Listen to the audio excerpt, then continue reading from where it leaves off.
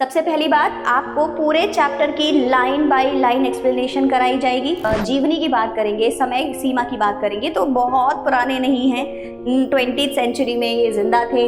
हमारे भारत को जब स्वतंत्रता मिली है तब ये बहुत बड़ी भूमिका वहां पर निभा रहे थे। रेजिस्टेंस हमारी बॉडी में भी नहीं होगी ना बेटा तो हम जी नहीं पाएंगे। क्या होता है रेजिस्टेंस? रेजिस्टेंस पावर, जब आपके ऊपर अटैक हो तो उसको रोकने की क्षमता। सबसे पहले आपको क्या पता होना चाहिए, चैप्टर के अंदर सिविलाइजेशंस की बात करी जाएगी। स्पेसिफिकली इंडियन के एक लीडर तो थे, पॉलिटिशियन तो ये थे ही, लेकिन पॉलिटिशियन से ज्यादा ये स्पिरिचुअल थे। अब आप बोलोगे मैम व्हाट इज स्पिरिचुअलिटी? भैया जो थोड़ा आध्यात्मिक में ध्यान दे, सही गलत का सही निर्णय ले पाए। Hi everyone, this is me Nidhi Gupta, your English coach. कैसे हैं मेरे प्यारे प्यारे बच्चे? So today onwards we are going to start your free batch और free series, you can call it बच्चों।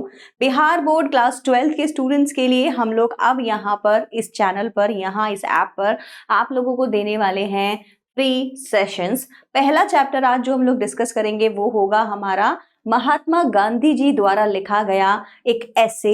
ठीक है, तो ये एक ऐसे है जो आज हम लोग पढ़ेंगे और नाम क्या है इसका? Indian civilisation and culture. Very very important chapter from your exam point of view. Why? Because exam में पहले चैप्टर से बहुत सारे क्वेश्चंस आते हैं। क्या क्या करेंगे हम इन सेशंस के अंदर? सबसे पहली बात, आपको पूरे चैप्टर की लाइन बाय लाइन एक्सप्लेनेशन कराई जाएगी।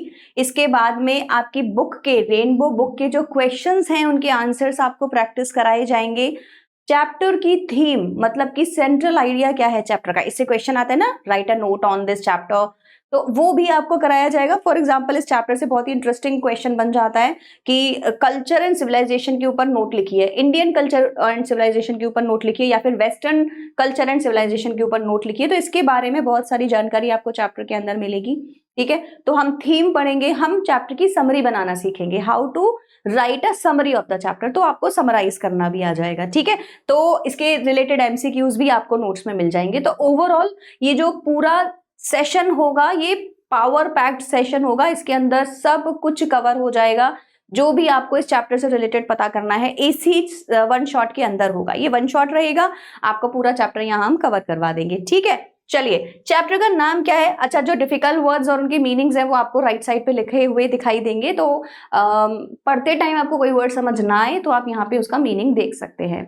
क्लियर हुआ? चलिए, चैप्टर का नाम क्या है भाई साहब? तो देखो चैप्टर का नाम है इंडियन सिविलाइजेशन एंड कल्चर। यहाँ पे बहुत ही इंपॉर्टेंट टर्म दो आ रहे हैं, वो है सिविलाइजेशन एंड कल्चर। चैप्टर को शुरू करने से पहले एक बार महात्मा गांधी जी के बारे में थोड़ी सी जानकारी आपको होनी चाहिए, है ना। इनका नाम क्या था, पूरा नाम क्या था, कहाँ से थे, इनका डेट ऑफ बर्थ क्या था। आपकी बुक में इससे रिलेटेड सारी इंफॉर्मेशन लिखी हुई है, आप इसको पढ़ सकते हैं और इनके बारे में थोड़ी सी नॉलेज मैं आपको दे देती हूँ। जो इंपॉर्टेंट पॉइंट्स है वो मैं आपको बता दूंगी। ठीक है, कौन है मोहनदास करमचंद गांधी जी? भैया बापू हैं हमारे यहाँ पे तो इनको कौन बोला जाता है? हमारे बापू बोला जाता है। इनकी जो डीओबी है, डेट ऑफ बर्थ है, अगर आप इनकी जीवनी की बात करेंगे, समय सीमा की बात करेंगे तो बहुत पुराने नहीं हैं, 20th सेंचुरी में ये जिंदा थे।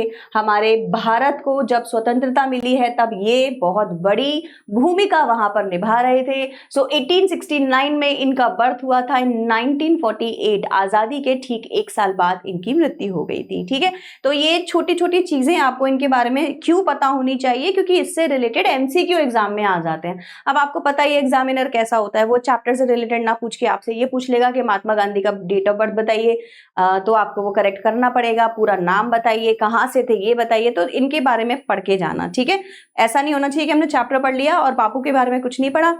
He is known popularly as बापू। इनको क्या बोला जाता है? बापू बोला जाता है। इसके अलावा एक और फ्रेज जो हम इनके लिए यूज करते हैं वो है फादर ऑफ द नेशन। हमारे कौन है ये? फादर हैं। ठीक है, राष्ट्रपिता इनको बोला जाता है। नोट के ऊपर भी ये हमको दिखाई देते हैं, है ना। आपने इनका फोटो हर कलर के नोट पर, हर तरीके के नोट पर देखा होगा, क्योंकि ये ही हमारे राष्ट्रपिता हैं और इनके नाम से ही हमारा नेशन में इनको फादर ऑफ नेशन बोला जाता है। He was more of a spiritual leader than a political leader. इनके लिए ये बहुत इंपॉर्टेंट चीज बोली जाती है कि देखो पॉलिटिक्स में तो थे, ये तो आपको समझ आ ही जाएगा कि भाई महात्मा गांधी जी उस समय लीडर थे, कांग्रेस चलाते थे पूरी, है ना, वहां पे जो राउंड टेबल हुआ करते थे उनमें जाते थे, मिलते थे, तो ये एक लीडर तो थे, पॉलिटिशियन तो ये थे ही, लेकिन पॉलिटिशियन से ज्यादा ये स्पिरिचुअल थे। अब आप बोलोगे मैम व्हाट इज स्पिरिचुअलिटी? भैया जो थोड़ा आध्यात्मिक में ध्यान दे, सही गलत का सही निर्णय ले पाए, जिसको अंदर से पता हो कि मैं कर तो गलत रहा हूं, है ना, परेशान तो कर रहा हूं, मेरी है तो गलती लेकिन कोई नहीं मैं तो करूंगा, तो ऐसे लोग जिनका कॉन्शियस लेवल जो होता है वो एक्टिवेट होता है, उनको पता होता है क्या सही है क्या गलत है, वो स्पिरिचुअलिटी में चले जाते हैं, उनको थोड़ा स्पिरिचुअल बोला जाता है। मतलब कि वो अपनी एक स्पिरिट, भगवान या जिसको भी वो मानते हैं उसको भी साथ में रखते हैं जब भी वो कोई निर्णय ले रहे होते हैं या किसी के साथ में गलत या सही कर रहे होते हैं। ये एक स्पिरिचुअलिटी का लेवल होता है। He successfully used truth and non violence as the chief weapons against the British rules at the time of Indian independence. ये इनके लिए बहुत इंपॉर्टेंट लाइन है, हो सकता है इससे आपका एमसीक्यू भी आ जाए कि इन्होंने आजादी की लड़ाई किन दो हथियारों के द्वारा की थी भाई साहब? तो इन्होंने यूज किया था ट्रुथ, इन्होंने यूज किया था नॉन वायलेंस, मतलब कि अहिंसा के साथ थे। इन्होंने बोला हिंसा नहीं होनी चाहिए, खून खराबा नहीं होना चाहिए। बेचारे इनका ही एक्चुअली तो जो आपको पता ही होगा शूट कर दिया गया था इनको, है ना, लेकिन अपने पूरी जिंदगी इन्होंने अहिंसा का साथ दिया और सच्चाई का साथ दिया। तो जब भी कोई बहस हुआ करती थी तो ये सीधे मीटिंग बुलाया करते थे और वहां जाके ब्रिटिश एम्पायर से डिस्कस किया करते थे, रादर देन कि जुलूस निकालो, ये कर दो वो कर दो, है ना। तो ये एक इस तरीके के लीडर थे। आगे बढ़ते हैं। So from 1915 to 1948 he completely dominated Indian politics. तो इनका जो इंडियन पॉलिटिक्स का जो समय है वो 1915 से है। देखो 69 में पैदा हुए हैं, 1915 से लेके 48 तक, है ना, लमसम 30 इयर्स इन्होंने क्या किया है, अपने देश के लिए पॉलिटिक्स करी है। He completely dominated Indian politics. He died at the hands of a fanatic on 30 January. 30 जनवरी को हम सेलिब्रेट भी करते हैं शहीद दिवस के नाम से, है ना, इनके नाम से सेलिब्रेशन भी होता है, नॉट सेलिब्रेशन, बेसिकली हम इनको याद करते हैं उस दिन। तो इस समय पर 30 जनवरी को 1948 में एक फैनेटिक नाथूराम गोडसे, उनकी वजह से इनकी मृत्यु हो गई थी। फैनेटिक क्या है बेटा? सनकी आदमी, जिसका दिमाग खराब हो या जो कोई गलत काम कर दे, पागल भी बोल सकते हैं। हिज ऑटोबायोग्राफी, अब ये आपके लिए एक इंपॉर्टेंट एमसीक्यू है, हर बच्चा इसको बहुत ज्यादा ध्यान से लिख लेगा, नोट्स में लिख लेगा। इनकी ऑटोबायोग्राफी, आत्मजीवनी जो इन्होंने लिखी है उसका नाम है माई एक्सपेरिमेंट विथ ट्रुथ। अब मैं आपको ये भी बता देती हूँ कि जो ऑब्जेक्टिव्स आते हैं वहां पे एक्चुअली क्या लिखा होता है, वहां पे माई एक्सपीरियंस विथ ट्रुथ भी लिखा होता है। ध्यान रखना, आपको एक्सपेरिमेंट्स वाला टिक करना है। इन एग्जामिनर को लगता है बच्चे ने पता नहीं ढंग से पढ़ा होगा कि नहीं, तो वो एक्सपीरियंस, एक्सपेरिमेंट, एक्सप्लोरेशन अलग अलग वर्ड्स लिख देते हैं। आपको माई एक्सपेरिमेंट विथ ट्रुथ, है ना, ट्रुथ के साथ मेरे एक्सपेरिमेंट्स क्या रहे हैं उसके बारे में इन्होंने लिखा है, वो आपको यहाँ पे क्लिक करना है। And the numerous articles that he wrote for young India, and young India एक मैगजीन का नाम था बेटा जिसके लिए ये लिखा करते थे, ठीक है। And the speeches that he delivered on different occasions, बहुत सारे ओकेजन्स पे जाते थे, वहां पे भाषण देते थे। तो आपने देखा होगा स्पीच जो होती थी उनको भी रिकॉर्ड करके, इंटरव्यूज को भी रिकॉर्ड करके लिखा जाता था, है ना, उनके नाम से मैगजीन्स, बुक्स पब्लिश की जाती थी। तो वहां पे भी इन लोगों का एक कलेक्शन ऑफ स्पीच होता था। आपके सिलेबस में आगे चल के आप बहुत सारी स्पीच भी पढ़ने वाले हैं। So this all reveals him not only as a original thinker but also as a great master of chaste idiomatic English। इनकी जो इंग्लिश थी वो बड़ी अच्छी थी, idiomatic इंग्लिश थी, मतलब कि अपनी बात को मैनिपुलेटिव तरीके से कहना जानते थे, अच्छे फ्रेजेस यूज करना जानते थे। तो this makes him a writer and that is why हमारे चैप्टर के अंदर हम इनको पढ़ रहे हैं, हमारे सिलेबस के अंदर हम इन्हें पढ़ रहे हैं। भाई राइटर नहीं होते तो पढ़ते क्यों, राइट? हम इन्हें क्यों पढ़ रहे हैं? क्योंकि इन्होंने खुद भी अपनी आत्मकथा लिखी है, इसके अलावा इन्होंने बहुत सारे अपने एसेज भी लिखे हैं। यंग इंडिया के लिए अपने कुछ पब्लिश कराए थे एसेज, वो भी लिखे, उन्हीं में से एक आज हम पढ़ेंगे। So in the following extract, Indian civilization and culture, Gandhiji talks about the sound foundation of Indian civilization, which has successfully withstood the passage of time. Passage of time, very very important phrase जो आपको पता होना चाहिए। passage of time का मतलब होता है समय के साथ साथ। अब यहां से मैं आपको बताना शुरू करूंगी कि एग्जैक्टली चैप्टर के अंदर आप पढ़ेंगे क्या। तो देखिए यहाँ पर आपको दो वर्ड्स दिखाई दे रहे होंगे जिनके बारे में आपको डिस्कस करना है। एक जो शब्द है आपका, चलो यही मार्क कर देती हूँ, वो है सिविलाइजेशन। क्या है भाई साहब? सिविलाइजेशन। दूसरा जो वर्ड है आपका वो है कल्चर। कल्चर एंड सिविलाइजेशन के बारे में इस चैप्टर के अंदर महात्मा गांधी जी ने लोगों को बताया है कि किस तरीके से Indian culture and Indian civilisation आज भी with the passage of time आज भी रेलेवेंट है, खड़ा है, विद स्टैंड कर रहा है। विदस्टूड जो है वो second form of with stand है, आज भी खड़ा है पिलर की तरह, स्ट्रॉन्ग पिलर की तरह। और आज भी हम वेस्टर्न सिविलाइजेशन से बहुत आगे हैं। The western civilisation which has the tendency to privilege materiality cannot match the Indian civilization that elevates the moral values। अब पूरा जो चैप्टर आप पढ़ेंगे ना बच्चों, वो आप दो पिलर्स के आधार पर पढ़ेंगे। यहां हम लोग डिस्कस कर रहे होंगे ancient civilisation, Indian civilisation, eastern civilisation. इधर हम लोग डिस्कस कर रहे होंगे modern civilisations, western civilisation and जो जितनी भी मटीरियलिस्टिक सिविलाइजेशंस हैं। अब यहाँ पे बहुत सारे टर्म्स हैं जो आपको पता होने चाहिए, तो जैसे जैसे चैप्टर आगे बढ़ेगा मैं आपको समझाती जाऊंगी। सबसे पहले आपको क्या पता होना चाहिए, चैप्टर के अंदर सिविलाइजेशंस की बात करी जाएगी, स्पेसिफिकली इंडियन सिविलाइजेशन की बात करी जाएगी। ना सिर्फ सिविलाइजेशन की, उसके साथ साथ कल्चर की भी बात करी जाएगी। तो यहाँ पे सबसे बड़ा क्वेश्चन आता है कि ma'am what is the difference between culture and civilisation. Culture और सिविलाइजेशन में डिफरेंस क्या है, क्योंकि इन्होंने चैप्टर में इसी के बारे में डिस्कस किया है। ये बोलते हैं कि इंडियन सिविलाइजेशन बहुत अच्छी है, और यहाँ पे जो लाइन लिखी है उसमें ये बताया गया है कि जो इंडियन सिविलाइजेशन है वो मॉरल वैल्यूज को, मॉरल बीइंग को एलिवेट करती है। एलिवेट क्या होता है? एलिवेटर सुना है? ऊपर जाना, ऊपर उठाना, कुछ भी चीज हो उसको और बेटर करना।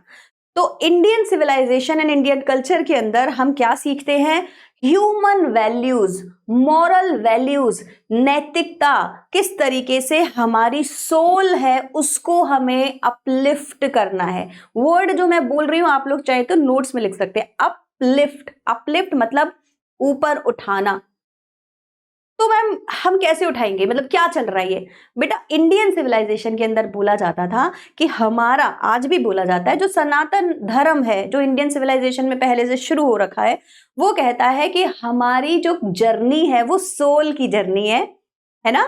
और जो बॉडी है, जो हमें ये जीवन मिला है, ये तो बिल्कुल कपड़ों की तरह है। इस बार आपने ये जीवन लिया है, अगली बार आप कोई और जीवन करेंगे। तो हमारी सोल इज इमॉर्टल, हमारी बॉडी इज मॉर्टल। कौन से दो वर्ड्स हैं जो हमने यहाँ पे पढ़ने हैं? हमारी सोल इज इमॉर्टल। इमॉर्टल का मतलब क्या हो गया बेटा?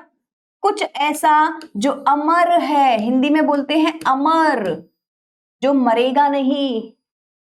आपने दोहा सुना होगा जिसमें कहते हैं कि जो आत्मा है वो अमर है, वो मरती नहीं है, ना कोई आग उसे जला सकती है, ना कोई तलवार उसे काट सकती है, क्योंकि आत्मा अमर है। आप अपनी मेमोरीज को भी नेक्स्ट बर्थ में ले जा सकते हैं। कहते हैं ना पास्ट लाइफ मेमोरीज वहीं से बनती हैं। लेकिन हमारा जो शरीर है ये दूसरे जन्म में वापस नहीं जा सकता। इस जन्म में मैं लड़की हूं, नेक्स्ट में हो सकता है लड़का बन जाऊं, उससे पहले हो सकता है कोई और योनि में जन्म लिया हो, एनिमल वगैरह कुछ भी। तो ये क्या होगी? हमारी बॉडी, ये हमारी आत्मा हो गई। अब यहाँ पे एक और जो वर्ड है वो कौन सा है बेटा? मॉर्टल। इसका मतलब क्या हो गया? मॉर्टल का मतलब होता है नश्वर। क्या? नश्वर, यानी कि जो मर सकता है। इंडियन सिविलाइजेशन कहती है कि हम किसके ऊपर काम करते हैं? अपनी मॉरल एक्टिविटीज के ऊपर, सोल के ऊपर काम करते हैं। ये बॉडी कैसी दिखती है, इस बॉडी को गर्मी लग रही है तो उसके लिए एसी चलाना है कि नहीं, ठंड लग रही है तो वार्मर चलाना है कि नहीं, ये थक गया है तो इसके लिए स्कूटर लाना है कि नहीं, कार में बैठना है कि नहीं, ठंडा पानी पीने के लिए फ्रिज लाना है कि नहीं। ये सारी चीजें बॉडी के लिए। अब आप समझ गए? क्या इंडियन सिविलाइजेशन इन सारी चीजों के बारे में बात करती होगी? नहीं, ये सारी चीजें वेस्टर्न सिविलाइजेशंस की है। तो जितने भी इन्वेंशंस हुए हैं, फ्रिज का, टीवी का, इसका उसका, एसी, रोबोटिक्स, ये सब वेस्टर्न सिविलाइजेशन कल्चर है। और यहाँ महात्मा गांधी साफ साफ कहते हैं कि जितने भी इन्वेंशंस तुम कर रहे हो ये मटीरियलिस्टिक गेन है, इससे तुम्हारी आत्मा, तुम्हारी स्पिरिचुअलिटी, तुम्हारी मॉरल बीइंग कभी अपलिफ्ट नहीं होगी। और इंडियन कल्चर ये कभी चाहता भी नहीं था। हमें तो अब वेस्टर्न कल्चर को फॉलो करना पड़ रहा है, इसीलिए हम इन सब चीजों में है कि तेरे घर में है तो मेरे घर भी होना चाहिए। अदरवाइज भारत में मिट्टी के मटके में पानी पीना और घरों में गोबर की पुताई की जाती थी, और वहां पर सबसे best environment, eco friendly system हुआ करता था, राइट। लेकिन धीरे धीरे चीजें चेंज हो गई और हम भी वेस्टर्नाइज्ड होते जा रहे हैं। तो गांधी जी आप सबको याद दिलाने की कोशिश कर रहे हैं कि भाई साहब, Indian civilisation is the best civilisation. समय के साथ साथ आज भी वेस्टर्न सिविलाइजेशन से बेटर है अगर आप ढंग से देखें। तभी तो ना, अब आप देखो ना, वेस्टर्न सिविलाइजेशन, हमारा योगा, हमारी चक्रा हीलिंग, रेकी हीलिंग, आपने बहुत सारी चीजें अगर सुनी होंगी, ये सारी चीजों पे वापस आ रही है। क्यों? क्योंकि उन्होंने देख लिया कि इतना सब मटेरियलिज्म होने के बाद में भी बीमारियां शरीर से जा नहीं रही हैं, है ना, और दिमाग में चैन है नहीं, डाइवोर्स रेट बढ़ रहे हैं, चाइल्ड बर्थ कम हो रहा है, लोगों में डिप्रेशन, एंजाइटी जैसी प्रॉब्लम्स होती जा रही हैं, आराम कहीं है नहीं, रेस्ट कहीं है नहीं, ले कुछ जा नहीं पा रहे ऊपर, है ना, सब कुछ यही छूट जा रहा है, कितना भी कमा लो। तो बोले यार फिर प्रॉब्लम कहाँ है? तो एग्जैक्टली इंडियन सिविलाइजेशन के पास उसका सोल्यूशन है। अपने मॉरल बीइंग को अपलिफ्ट करिए, ऑनेस्ट रहिए, सच्चाई का साथ दीजिए, लोगों की मदद करिए, हमेशा सच बोलिए, अपने आप को स्पिरिचुअलिटी में थोड़ा ढालिए, जिस भी स्पिरिट को आप विश्वास रखते हैं उनमें थोड़ा एंजॉय करिए। ये सारी चीजें अगर आप करते हैं तो आप मॉरली स्ट्रांग हो जाएंगे और इंडियन सिविलाइजेशन और भी सदियों सदियों तक ऐसे ही चलती रहेगी। ठीक है, अब देखो, इतनी सारी ज्ञान आपको देने का मतलब सिर्फ इतना था ताकि आपको ये चैप्टर की ना थीम समझ आ जाए, एग्जैक्टली हो क्या रहा है चैप्टर में। क्योंकि चैप्टर बहुत बोरिंग लगेगा फिर आपको। अब आप बोलेंगे मैम क्या एक ही बात को बार बार बोल रहे हैं, क्योंकि सच में बहुत रिपीट हो रही हैं चीजें इसके अंदर, आप देखेंगे ना जब चैप्टर। सो इसीलिए बहुत जरूरी है कि हम इसका थीम समझ लें, ताकि जब मैं आपको पढ़ाऊं तो आप समझ जाएं, ठीक है, अभी इंडियन सिविलाइजेशन की बात चल रही है, अभी वेस्टर्न की, अब इंडियन सिविलाइजेशन की तारीफ चल रही है, अभी वेस्टर्न की बुराई चल रही है ना, ऐसे अब आपको समझ में आ जाएगा। तो कंप्लीट करते हैं इसकी ये गांधी जी के बारे में, फिर आगे बढ़ेंगे। तो हमने क्या लिखा यहाँ पर, हमारी जो इंडियन सिविलाइजेशन है that is successfully withstanding the passage of time, the western civilization which has the tendency to privilege materiality। देखो क्या लिखा हुआ है, वेस्टर्न सिविलाइजेशन किस चीज को ज्यादा महत्व देती है? प्रिविलेज माने महत्व देना। ये किस चीज को महत्व दे रही है बेटा? भौतिकवाद को, भौतिक सुख। अब ये भौतिक सुख में क्या क्या आ गया आप समझ गए? आपका fridge, TV, mobile phone, iPhone, car, luxury, सब कुछ आ गया। तो साफ सी बात है कि इतनी सारी लग्जरी होने के बाद भी क्या आप खुश हैं? नहीं। तो गांधी जी कहते हैं इंडियन सिविलाइजेशन में लोग खुश हुआ करते थे। क्यों? क्योंकि उन्होंने अपना मॉरल बीइंग अपलिफ्ट किया था, जो वो नेक्स्ट बर्थ में ले भी जा सकते हैं। आपके संस्कार जो आत्मा में बैठ गए ना, वो आपके नेक्स्ट बर्थ में भी जाएंगे, उनको आप ले जा सकते हैं, इमोशंस को आप ले जा सकते हैं, मेमोरीज को आप ले जा सकते हैं।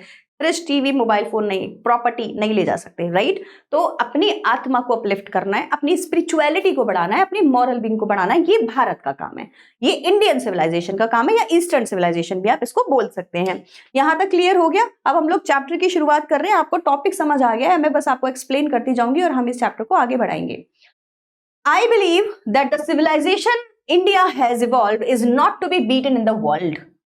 बाहर वाले लोग तो कहते हैं कि इंडिया जो है वो अनसिविलाइज्ड होती है, राइट, लेकिन हमें पता है कि हम कितने सिविलाइज्ड हैं। और महात्मा गांधी इसी बात को बहुत ज्यादा लव के साथ हमें बता रहे हैं कि इंडियन सिविलाइजेशन बहुत स्ट्रांग है, और ये प्रॉमिस के साथ कहते हैं कि ये कभी बीट नहीं होगी, मतलब इसका कभी बुरा समय आएगा ही नहीं। I believe that civilisation India has evolved. Evolve माने जिस तरीके की सिविलाइजेशन हम बना चुके हैं, इवॉल्व माने हम लोग जिस तरीके से डेवलप हो चुके हैं। इवॉल्व इज ऑल्सो डेवलप बेटा, ठीक है। जिस तरीके से हम डेवलप हो चुके हैं, गांधी जी कहते हैं कि इस तरीके की सिविलाइजेशन कभी बीट हो ही नहीं सकती। मैं आपको बता रही थी कि इंडियन सिविलाइजेशन और कल्चर में डिफरेंस क्या होता है। तो देखो एक बार समझ लो, जो कल्चर होता है हमारा, वो हमारे खान पान, वेशभूषा, हमारा रहने का तरीका, हम क्या कपड़े पहनते हैं, कौन से फेस्टिवल्स फॉलो करते हैं, ये हमारा कल्चर बताता है। जैसे कि अगर मैं आपसे पूछूं कि वेस्टर्न कल्चर में सबसे बड़ा कौन सा फेस्टिवल सेलिब्रेट किया जाता है, तो आप सबका एक ही आंसर आएगा, क्रिसमस, क्योंकि वहां क्रिश्चियनिटी ज्यादा है और वहां पे सब लोग क्रिश्चियन, ईस्टर, है ना, न्यू ईयर को भी वो बहुत अच्छे से सेलिब्रेट करते हैं। हमारे कल्चर में हाउएवर हम न्यू ईयर को इतनी इंपॉर्टेंस नहीं देते जितनी हम दिवाली, होली, ईद और वैसाखी को देते हैं। हम वैसे भी बहुत सारे रिलीजन है ना हमारे यहाँ पे इंपॉर्टेंट, बहुत सारे रिलीजन है, तो अपने अपने रिलीजन के जो बेस्ट फेस्टिवल्स होते हैं उनको सेलिब्रेट करते हैं। सनातन में हिंदू अगर हम देखें तो हम दिवाली, होली भाई साहब बहुत ही खतरनाक तरीके से, मतलब कुछ भी हो जाए आपको ये अच्छे से फैमिली के साथ सेलिब्रेट करना होता है। अब जहां भी हैं आप लौट के वापस अपने घर आ जाते हैं ताकि दिवाली फैमिली के साथ मनाई जाए, ईद अपनी फैमिली के साथ मनाई जाए, राइट। तो ये हमारे कल्चर के, हमारे यहाँ क्रिसमस इतने अच्छे से सेलिब्रेट नहीं करते। कोई क्रिश्चियनिटी होगी कम्युनिटी तो वो कर रही होगी, लेकिन हमारे यहाँ पे इंडियन कल्चर के हिसाब से हम ये सेलिब्रेट करते हैं। आप वेस्टर्न कल्चर में कुछ और सेलिब्रेट करते हैं। तो ये हो गया कल्चर, ठीक है। अब सिविलाइजेशन क्या होती है? सिविलाइजेशन के अंदर बेटा ना सिर्फ आपका कल्चर आता है बल्कि उस कल्चर को जीने का तरीका भी आता है। इसीलिए यहां से शब्द बना सिविलाइज्ड। सिविलाइज्ड कौन है? सिविलाइज्ड वो है जो जंगली नहीं है, जो अनसिविलाइज्ड नहीं है। तो आपकी सिविलाइजेशन साइंस को मानती है क्या? आपकी सिविलाइजेशन टेक्नोलॉजी यूज करती है क्या? आपकी सिविलाइजेशन की अपनी माइंडसेट है क्या? अथॉरिटी है क्या? वो किस तरीके का जीवन जी रहे हैं? आपकी सिविलाइजेशन में ऊपर चढ़ने के लिए सीढ़ियां यूज होती हैं या एलिवेटर यूज होता है? आपकी सिविलाइजेशन में एक जगह से दूसरी जगह जाने के लिए तांगा यूज होता है या मेट्रो यूज होती है? इसको सिविलाइजेशन कहते हैं। इसीलिए आपने देखा होगा मॉडर्न सिविलाइजेशन टेक्नोलॉजी से भरी हुई है, और हमारी जो इंडियन सिविलाइजेशन है, जो पुरानी सिविलाइजेशन है, ओल्ड सिविलाइजेशन है, एंशियंट सिविलाइजेशन है, उसके अंदर धीमापन था, स्लोनेस थी, कामनेस था। यहाँ रफ्तार है, तेजी है, एंग्जाइटी है, राइट। तो ये डिफरेंस होता है सिविलाइजेशन में। तो जब भी हम किसी सिविलाइजेशन के बारे में बात करते हैं तो हम वहां पे पता लगाते हैं कि वहां के लोग किस तरीके की सड़कें बनाते थे, राइट, किस तरीके का पैसा यूज करते थे। जैसे कि इंडस वैली सिविलाइजेशन, जब आप इंडस वैली सिविलाइजेशन पढ़ते हैं ना तो वहां की सिविलाइजेशन के बारे में नॉलेज लेते हैं कि ऐसी सड़कें होती थी, ऐसा उन लोग का घुसल खाना हुआ करता था, इस तरीके से लोग व्यापार किया करते थे। वो होता है सिविलाइजेशन बताने का तरीका। वहां पे कौन कौन सी टेक्नोलॉजी यूज की जाती थी। तो basically civilisation is more about science, technology आप यूज करते हैं या नहीं करते हैं। एंड कल्चर इज, कल्चर क्या खाते हो, क्या पीते हो, कौन से त्योहार मनाते हो, कौन सी रीति रिवाज अपनाते हो, ये कल्चर होता है। तो civilisation is a broad term, culture उसका एक पार्ट है। कल्चर भी सिविलाइजेशन के अंदर ही आ जाता है, ठीक है। तो इंडियन सिविलाइजेशन कैसी है भाई साहब? अगर आप पूरी सिविलाइजेशन देखेंगे हमारी तो हम कैसे हैं? नॉन टेक्निकल है, हम कम टेक्नोलॉजी यूज करने वाले लोग हैं। क्यों? क्योंकि टेक्नोलॉजी में कुछ नहीं रखा, जो इंसान ज्यादा अच्छे से कर पाता है वही करता है। अब ये सारी चीजें आज के समय में बेटा बिल्कुल रेलेवेंट नहीं है। पहली बात तो देखो इन्होंने ऐसे कब लिखा था? 1948 से पहले लिखा होगा जब भी इन्होंने लिखा है, राइट। दूसरी चीज, उस समय पे आज से 100 साल पहले आप सोचो क्या हो रहा था। तो 100 मतलब जिस समय हम लोग 70-80 साल हो गए इनको लिखे हुए ये वाली चीज, तो सोचो उस समय क्या था भाई साहब। 16 आने, 4 आने, 1 आना, 2 आना सब था। 100 साल में सब कुछ बदल गया। मतलब मैंने भी 1 रुपए की 4 टॉफी खाई है अपने बचपन में। आज तो कुछ नहीं मिलता 1 रुपए की 4 चवन्नी अठन्नी। मैंने खुद ट्रेड किया है चवन्नी अठन्नी से, है ना। तो आज के समय में तो कुछ नहीं अवेलेबल है वो सारी चीज। आज तो 100 रुपए के नोट से पहले कुछ काम ही नहीं होता। तो कहने का मतलब है कि 100 सालों में बहुत कुछ चेंज हो गया है। तो आज के समय में इनकी सारी बातें रिलेवेंट शायद ना लगे आपको। आप कहेंगे मैम कैसी बातें कर रही हो, टेक्नोलॉजी यूज नहीं कर सकते? हद कर दी आपने, कैसे काम चलेगा फिर? सो बेटा कहने का मतलब यही है कि टेक्नोलॉजी आज के समय में हमें लगती है रेलेवेंट क्योंकि हम वेस्टर्न सिविलाइजेशन को कॉपी कर रहे हैं। अदरवाइज देखा जाए तो इंडियन सिविलाइजेशन इज बेस्ट। आज भी सोफे से ज्यादा जरूरी है कि आप जमीन पे बैठ के खाएं। पेंट लगाने से ज्यादा जरूरी है कि आपका घर कच्चा हो और आप उसमें गोबर का लेप करें। सारी बीमारियां सही हो जाती है, बट हम नहीं करेंगे। क्यों? क्योंकि हम सोचो कैसा लगेगा हमारे घर में कोई आ रहा है, मटके में से पानी भर के दे रहे हैं उसको और कह रहे हैं भाई जमीन पे बैठ जा, तो हम उसको एक्सेप्ट नहीं कर पाएंगे क्योंकि बाकी सारे मॉडर्न सिविलाइजेशन फॉलो कर रहे हैं तो हमें भी करनी पड़ेगी। तो बस यहीं पे कॉन्फ्लिक्ट आ गया। Otherwise Indian civilisation is best. Gandhi ji इसी बात को बार बार आपके दिमाग में भरने की कोशिश करेंगे। चलिए, I believe that the civilization has evolved is not to be beaten in the world. Nothing can equal the seeds sown by our ancestors. हमारे ancestors ने मतलब कि हमारे पूर्वजों ने, एंसेस्टर क्या होते हैं? पूर्वज। देखो सारी चीजें मैं बोर्ड पर लिख नहीं पाऊंगी, अदरवाइज हमारा चैप्टर बहुत लंबा हो जाएगा। So I will speak, please listen attentively. And जो मैंने बोला है आप चाहे तो हिंदी नोट्स बना सकते हैं, अदरवाइज आप सुनेंगे तो आपको वैसी चैप्टर समझ में आ जाएगा। Nothing can equal the seed sown by our ancestors. हमारे एंसेस्टर्स ने जो बीज बोए हैं इसका कोई मुकाबला नहीं है। कोई बराबरी नहीं है, बेस्ट सिविलाइजेशन बना के गए हैं वो लोग। अब अगर हम लोग बात करें कि इंडिया में कितनी मतलब देश में कितनी पुरानी, वर्ल्ड में कितनी पुरानी सिविलाइजेशंस रह चुकी है, तो उन्होंने कुछ नाम बताए हैं। कह रहे हैं एक ना रोम की सिविलाइजेशन हुआ करती थी, ये बोल रहे हैं हुआ करती थी, why? Because Rome went. Bihar board के बच्चे हैं क्लास 12th में, आप इसमें स्टोरी ऑफ इंग्लिश पढ़ेंगे, मैं यहाँ पे आपको कराऊंगी भी, इस फ्री सीरीज में मैं आपको स्टोरी ऑफ इंग्लिश पढ़ाऊंगी। ओल्ड इंग्लिश के शुरू होने से पहले ब्रिटेन में, जिसको ब्रिट बोला जाता था उस समय पर, ब्रिटन ऐसे इनके नाम हुआ करते थे, बाद में ये ब्रिटिशर्स बने हैं, वहां पर उस समय पर कब 400 एडी पहले कौन आए थे? ये रोम के लोग आए थे। इन्होंने एथेंस से छोड़कर ब्रिटिश वहां गए थे और वहां पे राज किया था। और जब ये वहां राज कर रहे थे, बोला जाता था कि इनकी सिविलाइजेशन बेस्ट है। यहां उस समय पे भारत में इंडस वैली सिविलाइजेशन चल रही होगी, लेकिन उस समय पर यहां पर जब ये रोम की सिविलाइजेशन चल रही थी, इनके यहाँ पे कानून, जज, आप ना रोम सिविलाइजेशन के कुछ पिक्स अगर गूगल पे देखेंगे तो आपको रियलाइज होगा कि उनके यहाँ पे कोर्ट सिस्टम, संविधान, सब कुछ था। तो ये बहुत ही अच्छी सिविलाइजेशन हुआ करती थी रोम, ठीक है। When in Rome behave like Rome, रोम के ऊपर बहुत सारे प्रोवर्ब्स हैं, और देखो प्रोवर्ब्स उन्हीं चीजों के ऊपर बनते हैं जो पुरानी सिविलाइजेशंस हो जाती हैं, है ना। तो Rome was not build in a day. आपने ये भी सुना होगा कि रोम एक दिन में नहीं बना था, बड़ी मेहनत लगी थी रोम को बनने में। ये लोग बहुत समझदार, बहुत पढ़े लिखे, बहुत ही रूल फॉलो करने वाले थे। ग्रीक, रोम यहीं से, यही सारे, ग्रीस अलग है ना। तो ये लोगों की जो सिविलाइजेशन थी उसको कहते थे टॉप की, बहुत बढ़िया। गॉन। आज के समय में रोम की ये सिविलाइजेशन नहीं है, वहां पे वेस्टर्न सिविलाइजेशन ओवरटेक कर चुकी है, ठीक है। वेंट।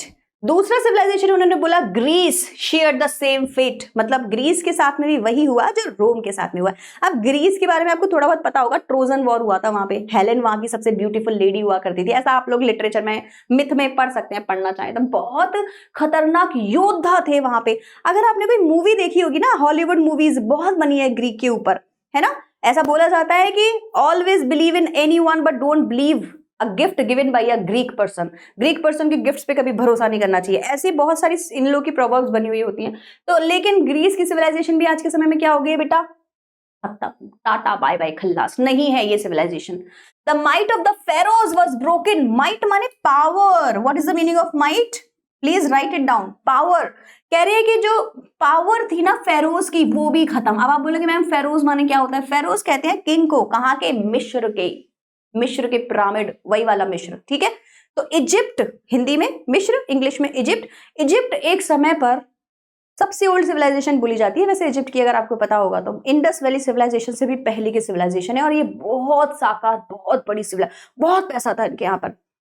बट बिकॉज ये किसमें फोकस कर रहे थे? वेस्टर्न सिविलाइजेशन को बढ़ाने में। किसमें फोकस कर रहे थे? भौतिकवादी, मटीरियलिज्म में। इन्होंने कभी भी एक मॉरल बीइंग को अपलिफ्ट करने के बारे में सोचा नहीं। तो ये सारी सिविलाइजेशन खत्म हो गई है बेटा। तो बोल रहे हैं कि वेस्टर्न सिविलाइजेशन में अगर हम लोग बात करें, ग्रीस, रोम, सब खत्म। Might of the Pharaohs was broken. Feroz जो किंग थे वहां के मिस्र के, वो भी गए। Japan has become westernised. Japan का अच्छा खासा कल्चर था, वो भी धीरे धीरे कैसे होते जा रहे हैं? वेस्टर्नाइज्ड होते जा रहे हैं, वेस्टर्न कल्चर को फॉलो करने जा रहे हैं। And about the China we can't say anything. China के बारे में हम कुछ नहीं कह सकते, हमें नहीं पता चाइना क्या करेगा आगे चल के। वेस्टर्न होता ही जा रहा है वैसे तो, है ना। But India still somehow or the other sounds at the foundation। लेकिन हम आज भी अपनी नींव से जुड़े हुए हैं।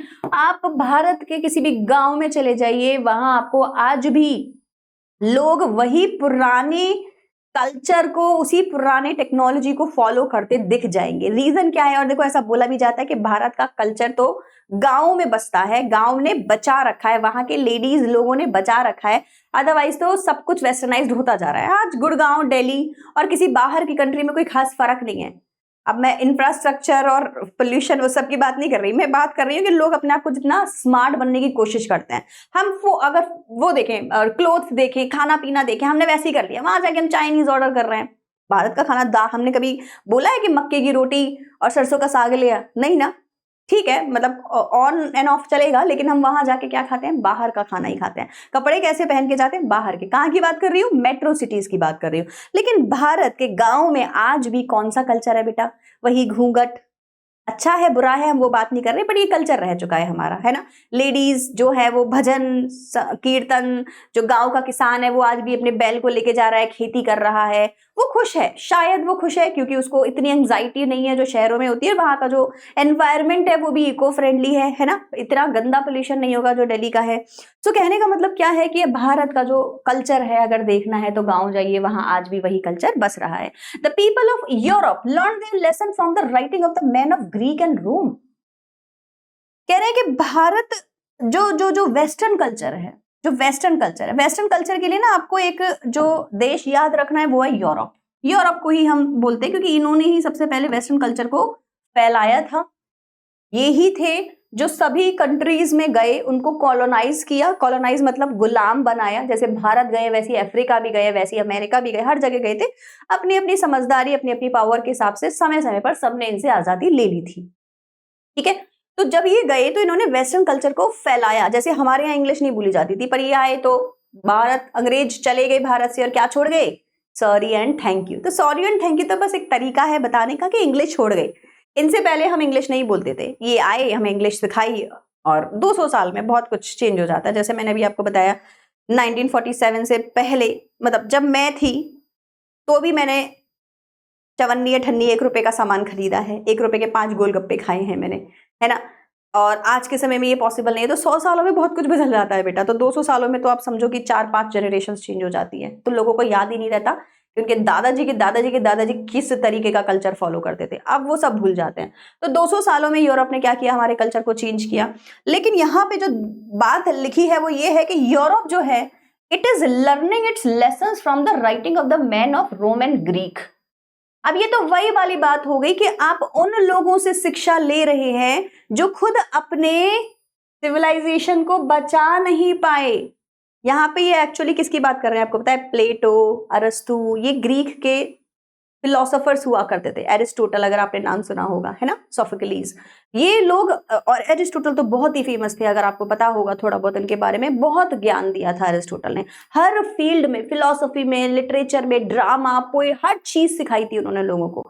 बहुत बड़े फिलोसोफर थे। लेकिन जहां से वो थे वहां की सिविलाइजेशन खत्म हो चुकी है। तो यहाँ पे पोइट जो आपको गांधी जी है वो सीधे सीधे बता रहे हैं कि जहां से तुमने सिविलाइजेशन सीख रहे हो उनकी सिविलाइजेशन तो देख लो पहले, वो खुद खत्म हो चुके हैं और तुम उन्हीं को फॉलो करने की कह रहे हो हमसे। इंडियन लोग उनको फॉलो नहीं करेंगे, हम अपनी सिविलाइजेशन को फॉलो करेंगे ताकि हम बने रहें आगे तक, which exist no longer in their former glory।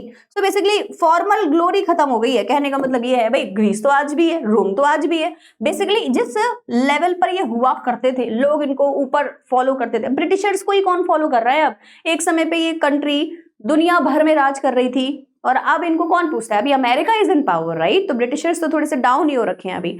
सो कहने का मतलब है कि सबका समय आता है और उसी का समय जाता है जो अपने मॉरल वैल्यूज को अपलिफ्ट समय पे ना कर पाए। अगर तुम टेक्नोलॉजीज और भौतिकवाद के पीछे पड़े रहोगे तो जल्दी ही तुम्हारा समय चला भी जाएगा, राइट। चलिए आगे बढ़ेंगे। European imagine they will avoid the mistake of Greeks and roams, such is the pitiable condition. तो ये बोल रहे हैं यूरोपियंस को लगा था जब ये इनको फॉलो करते थे। देखो अब ये सारी चीजें जो हो रही है ना, इनको आज के सिनारियो से ना लें, आज से 100 साल पहले से ले। तो 100 साल पहले आप समझ जाइए क्या चल रहा था। यूरोपियंस वर रूलिंग भाई साहब। हमारे देश में तो थे 1947 से पहले पे तो 100 साल तो अभी हुए भी नहीं है। तो 100 साल पहले यूरोपियंस बहुत बढ़िया कर रहे थे।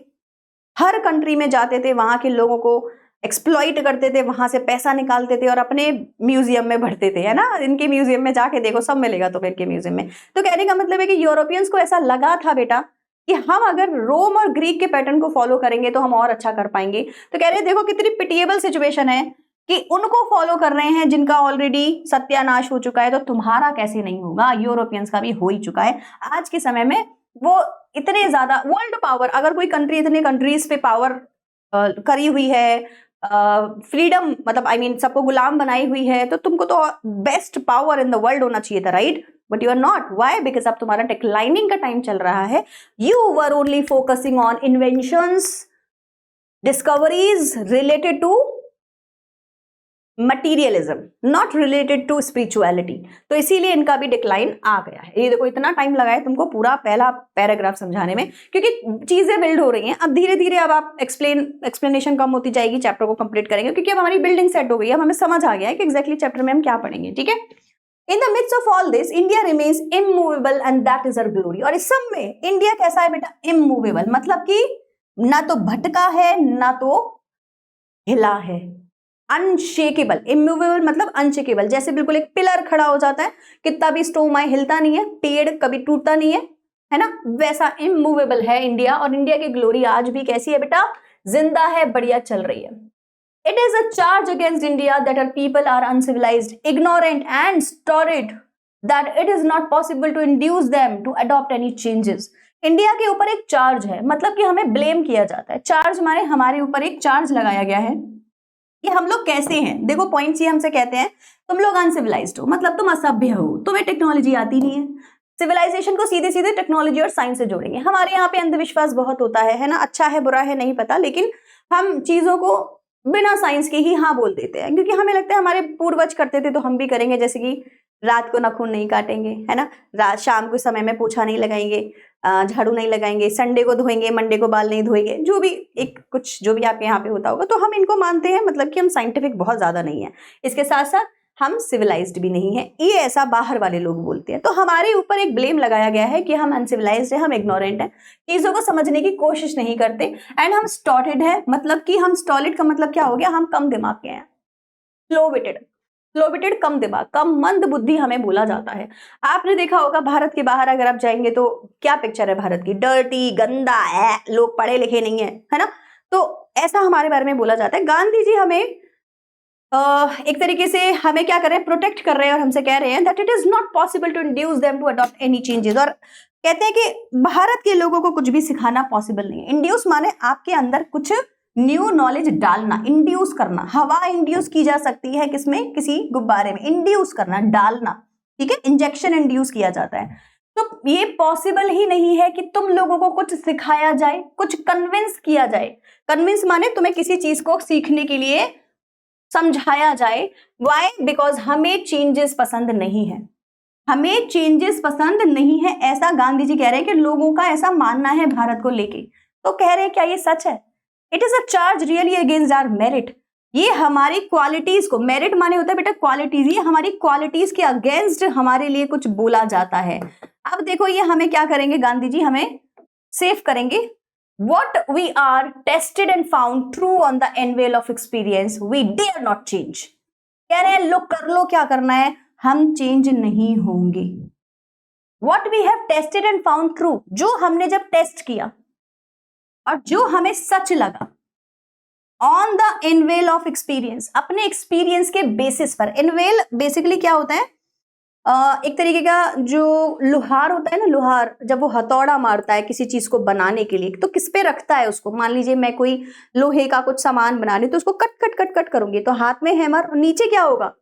उसको ही इनवेल बोलते हैं। एक तरीके का कुछ भी पत्थर हो सकता है नीचे, तो कसौटी पर तोलना, इसी को कसौटी बोलते हैं। ठीक है, तो कह रहे हैं कि जो हमारी कसौटी पर सही साबित होगा, सही होगा, वी डेयर नॉट चेंज, हम उसको चेंज नहीं करेंगे, कर लो जो करना है। ठीक है, तो हमें जो चीज सही लगेगी, हमारे कल्चर में जो चीज फिट बैठेगी, हम वहां चेंज नहीं होंगे। अब आप चाहे हमें मंदबुद्धि बोलो, अब आप चाहे हमें बोलो हम इग्नोरेंट हैं, अब आप चाहे बोलो इनको तो सिखाना बड़ा मुश्किल है, ये तो बड़ी असभ्य है। हाँ भैया हैं, ठीक है। जैसे आपने लगान मूवी या कुछ देखा होगा, तो बाहर के लोग जब इंडिया आते थे तो कहते कैसे रहते हैं, हाथ से खाते हैं। फोक यूज करिए, हाथों में आपके क्या होना चाहिए? ग्लव्स होने चाहिए, then you eat, right. Science भी आज के समय में कहता है कि जब आप हाथों से खाते हैं तो डाइजेशन सिस्टम तब शुरू नहीं होता जब आप खा लेते हैं, डाइजेशन सिस्टम तब शुरू होता है जब प्लेट आपके पास आती है, हार्मोन्स बनने लग जाते हैं, फिर आप हाथ से रोटी तोड़ते हैं या चावल को मिक्स करते हैं दाल में, आपके अंदर एंजाइम्स डेवलप होना शुरू हो जाते हैं, फिर आप उसको लेते हैं और खाते हैं और ब्रेन को सिग्नल पहुंच जाता है शुरू हो जाओ। अब यही प्रोसेस जब आप किसी टेबल पे बैठे हैं, हाथ में आपके फोकस पूरा टच तक नहीं कर रहे अपने फूड को, तो क्या पॉसिबल है कि आपके जो आपका डाइजेशन सिस्टम है वो शुरू हो पाएगा? नहीं, वो तब शुरू होगा जब उसके पास पहुंच जाएगा। बिल्कुल ऐसे जल्दी खोल, मैं बाहर हूं, मैं जल्दी खोलो, एकदम से डाइजेशन सिस्टम, अरे अरे आ जाओ, आओ, मैं काम शुरू करता हूं।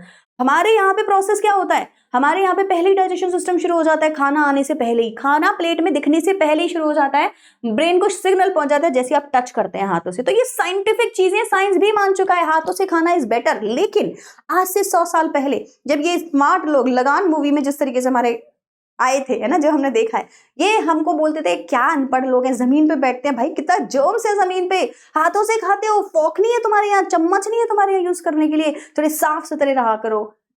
तो यही सिविलाइजेशन और अनसिविलाइजेशन का फर्क इनको लगता है, और हमारे लिए ये सारी चीजें अच्छी थी। हमारे यहाँ तो जमीन पे बैठकर हाथ से खाना ही कल्चर है और वो बिल्कुल सही है, तो हम तो चेंज नहीं करेंगे। समझ आ गया? चलिए, many thrust their advice upon India. Thrust माने जबरदस्ती हमारे ऊपर एडवाइस थोपी जाती है, ऐसे करो वैसे करो। जैसे कि ब्रिटिशर्स जब आए थे तो उन्होंने हमें सिखाया कि भाई हाथ चाकू से खाओ, तुम गिल्ली डंडा ना खेलो, तुम क्रिकेट खेलो। इन्हीं का तो क्रिकेट है जो हमारे यहाँ आया था, हम तो गिल्ली डंडे में ही खुश होते थे, है ना।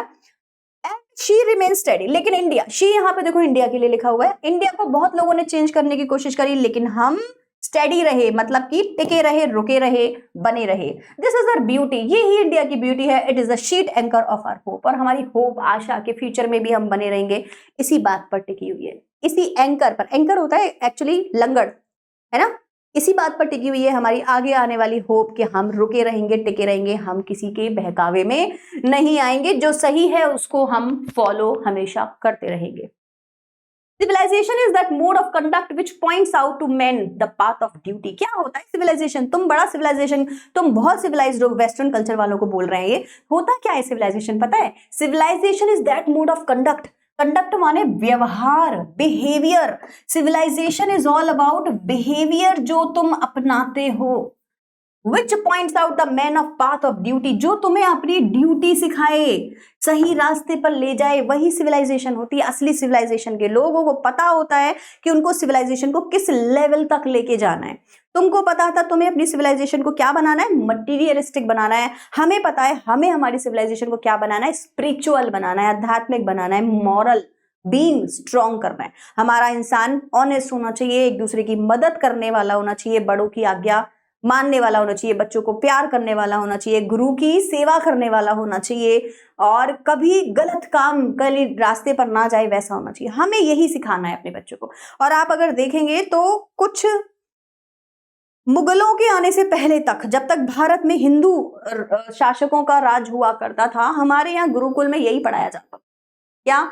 आपको पहले सारे वेद पढ़ाए जाते थे ताकि आपको अंदर तक समझ में आ जाए चीजें, आपका कण कण समझ जाए कि honesty is the best policy, right. हमारा खाना पीना, भिक्षांदेही, बेसिकली कोई भी स्टूडेंट खाता नहीं था जब तक उसको भिक्षा नहीं मिल जाती थी। तो इकट्ठा करने का, एक्यूमुलेशन का कोई प्रोसेस ही नहीं था, कोई इकट्ठा कर ही नहीं सकता। क्यों? क्योंकि वेदों में हमें सिखाया गया था कि इकट्ठा तो कर ही नहीं सकते, राइट। तो हम उसमें खुश थे, ना इकट्ठा करोगे ना कल की चिंता होगी, आज मिला खाया, नहीं खिला सो जाओ, कोई बात नहीं कल देखेंगे।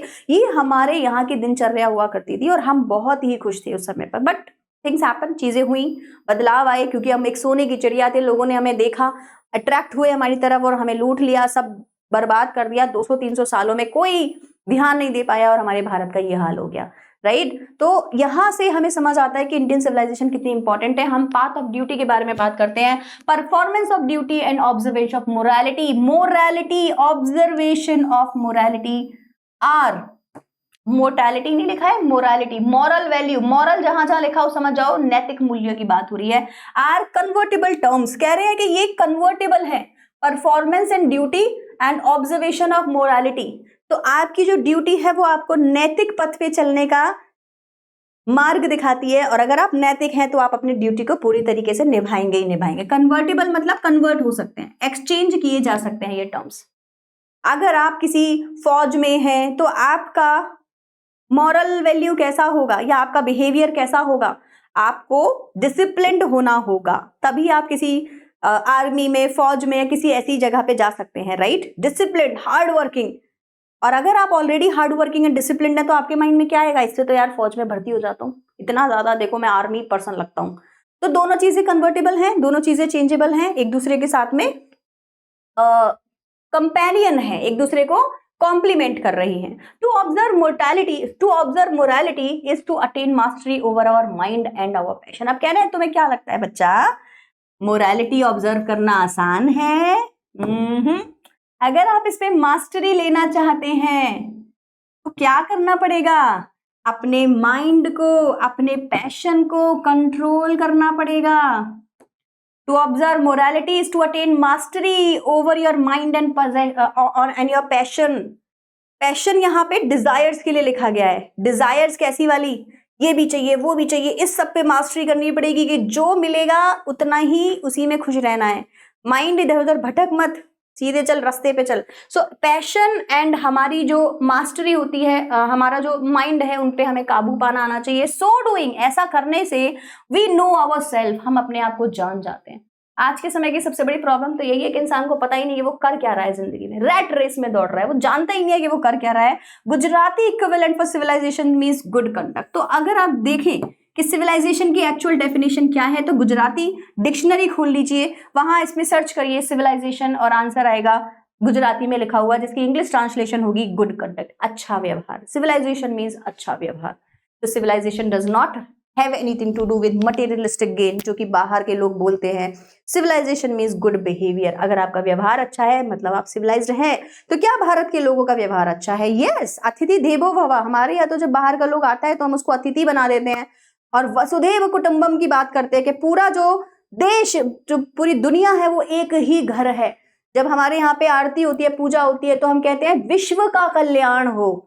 अपने लिए नहीं कहते कि इंडिया प्रॉस्पर करे और हम देश में सबसे आगे हो जाएं। हमारा कल्चर ही हमें बचपन से सिखाता है। हमारे यहाँ पे आरती पूजा जब होती है तो हम लास्ट में बोलते हैं विश्व का कल्याण हो, कि हर पूरे विश्व का कल्याण होना चाहिए। तो ये हमारे यहाँ सिखाया गया कि हम सब एक हैं, राइट। तो हम तो सबको एक मानते हैं। ऐसे लोगों को आप कैसे असभ्य बोल सकते हैं, अनसिविलाइज्ड कैसे बोल सकते हैं, सिर्फ इसीलिए क्योंकि आपने 4 इन्वेंशंस कर ली, 4 डिस्कवरीज कर ली? नो। ये चैप्टर जब मैं पढ़ाती हूँ ना, ये मेरे कोर तक चला जाता है बेटा, क्योंकि मेरे को सच में लगता है गांधी जी ने बात तो सही बोली है। हाँ, वो बात अलग है कि आज के समय में हम अगर बाहर की कंट्रीज को, बाहर के कल्चर को फॉलो नहीं करते हैं तो हम अनपढ़ लगते हैं। For example, if we don't speak in English, nobody is going to listen to us. They would say you are not that educated, I guess. You don't know how to speak in English. तुम्हारी तो accent ही इतनी अजीब सी लग रही है।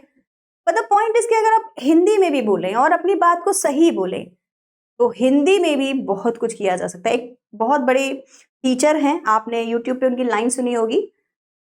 He spoke very nice point and I really loved it. I can't quote the name, but I really loved the way he said. He said कि एक बार ना, ये जितनी भी बाहर की यूनिवर्सिटीज हैं या कॉलेजेस इंडिया के भी हैं, इंडिया की यूनिवर्सिटीज में यूनिवर्सिटी लेवल पर इंग्लिश में ही सारी पढ़ाई होती है, हिंदी में नहीं होती बेटा, ठीक है।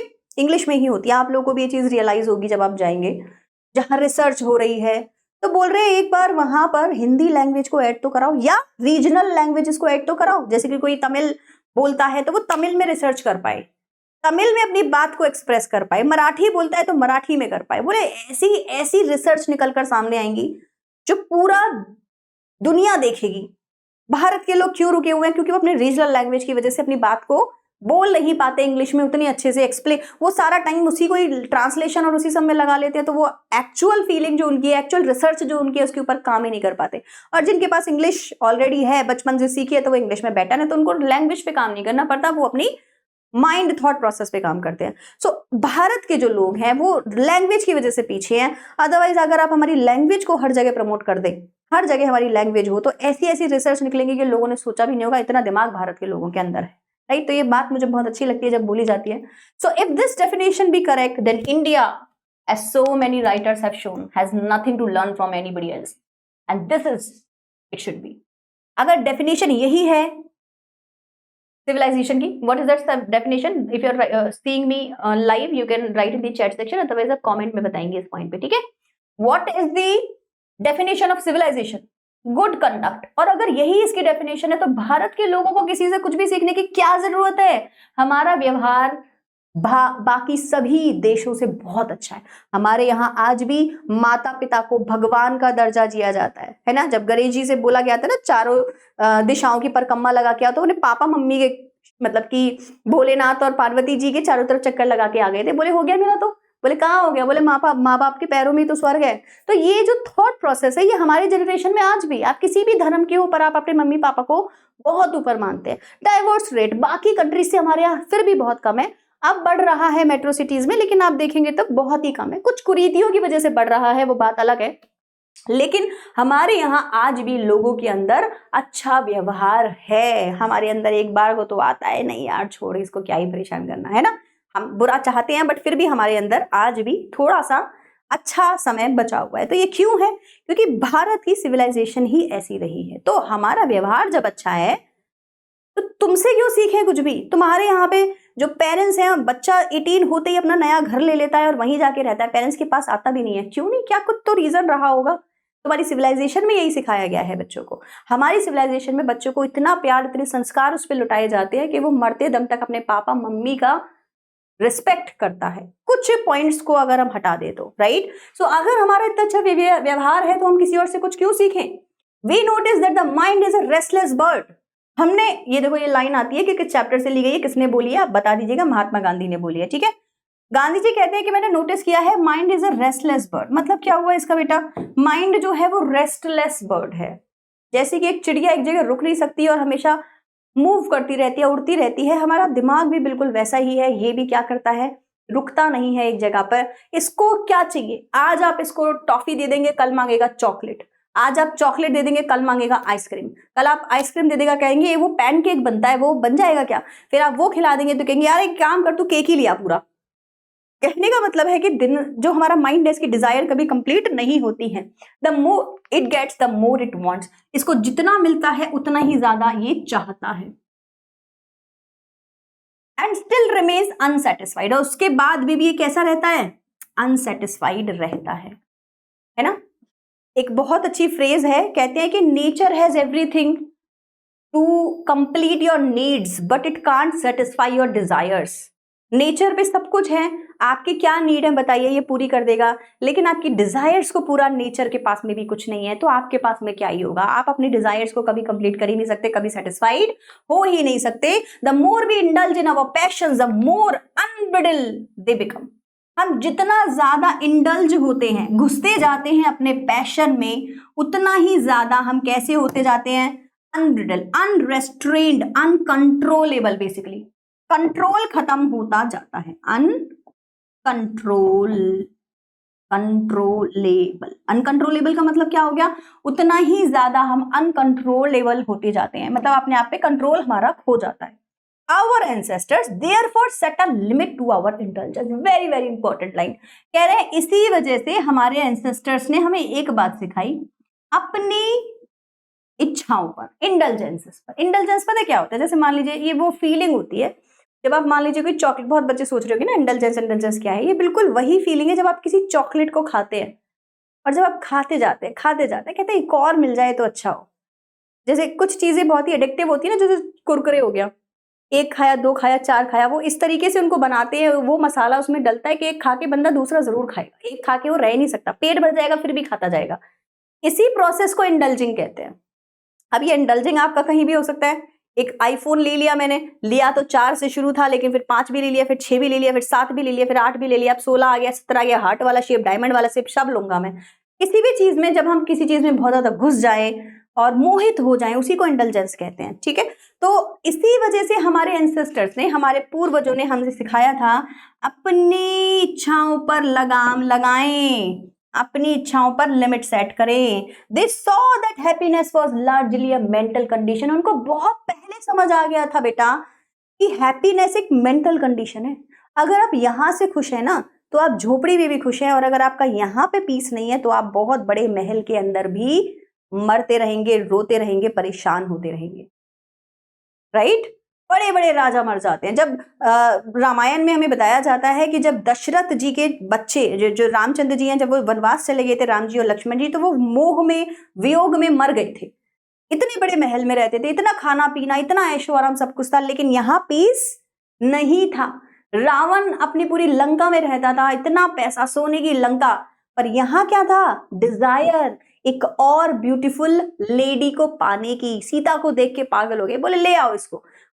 सब कुछ बर्बाद हो गया। तो यहाँ अगर कंट्रोल है, यहाँ अगर पीस है, यहाँ अगर हैप्पीनेस है, तो बाहर की किसी भी चीज की आपको जरूरत ही नहीं पड़ेगी and you will be satisfied. हमारे पूर्वजों को ये चीज बहुत पहले समझ आ गई थी बेटा कि मेंटल कंडीशन में ही हैप्पीनेस छुपी है, बाहर की चीजों में कुछ हैप्पीनेस नहीं है। तो जिस चीज में हैप्पीनेस है ही नहीं उसमें बढ़ोतरी करके फायदा क्या, उसमें डेवलपमेंट करके फायदा क्या। मैं क्यों बनाऊं एसी, मैं क्यों बनाऊं फ्रिज, मैं क्यों बनाऊं कुछ और, क्योंकि उससे आप में से कितने लोग हैं जो ये कहेंगे कि मैम मैं एसी में जब सोता हूं तो इतना फ्रेश फील करता हूं, इतना फ्रेश फील करता हूं मैम, सारी मेंटल स्ट्रेस खत्म हो जाती है। ऐसा है? ऐसा सिर्फ 5 मिनट के लिए है। जब आपको उसकी आदत हो जाएगी तो उसके बाद में एसी चले, चाहे कूलर चले, चाहे कुछ भी चले, चाहे आप हवा में उड़ रहे हो, माइंड में अगर टेंशन है तो उसका कोई सोल्यूशन नहीं है। तो क्यों ना इन सारी चीजों के ऊपर काम ना करके इसके ऊपर काम किया जाए, ताकि ये खुश है अगर, तो आप गर्मी में भी सर्वाइव कर जाएंगे, सर्दी में भी सर्वाइव कर जाएंगे, है ना। इसको स्ट्रॉन्ग बनाना बहुत जरूरी है। A man is not necessarily happy because he is rich or unhappy because he is poor. ऐसा बिल्कुल नहीं है कि रिच लोग बहुत खुश होते हैं और पुअर लोग बहुत गरीब होते हैं, ऐसा बिल्कुल भी नहीं है। The rich are often seen to be unhappy. आप उल्टा देखेंगे, रिच लोग आपको अनहैप्पी दिखाई देंगे और पुअर लोग कभी कभी आपको हैप्पी दिखाई दे सकते हैं। रीजन कहां पे छुपा हुआ है बेटा, समझ आ गया? Millions will always remain poor. कई लाख लोग हमेशा पुअर रह जाते हैं। Observing all this, our ancestors dissuaded us from luxuries and pleasures. जब उन्होंने देखा कि इतने लोग हैं, है ना, पुअर रहते हैं पर हैप्पी रहते हैं, जब उन्होंने ऐसा देखा तो बोले यार एक काम करिए, आप लोग डिसुएड हो जाइए, मतलब कि कैंसिल कैंसिल कैंसिल, हम नहीं अपने आप को लग्जरी में फंसाएंगे। लग्जरी, परसुएड माने आगे बढ़ाना, डिसुएड माने पीछे कर देना।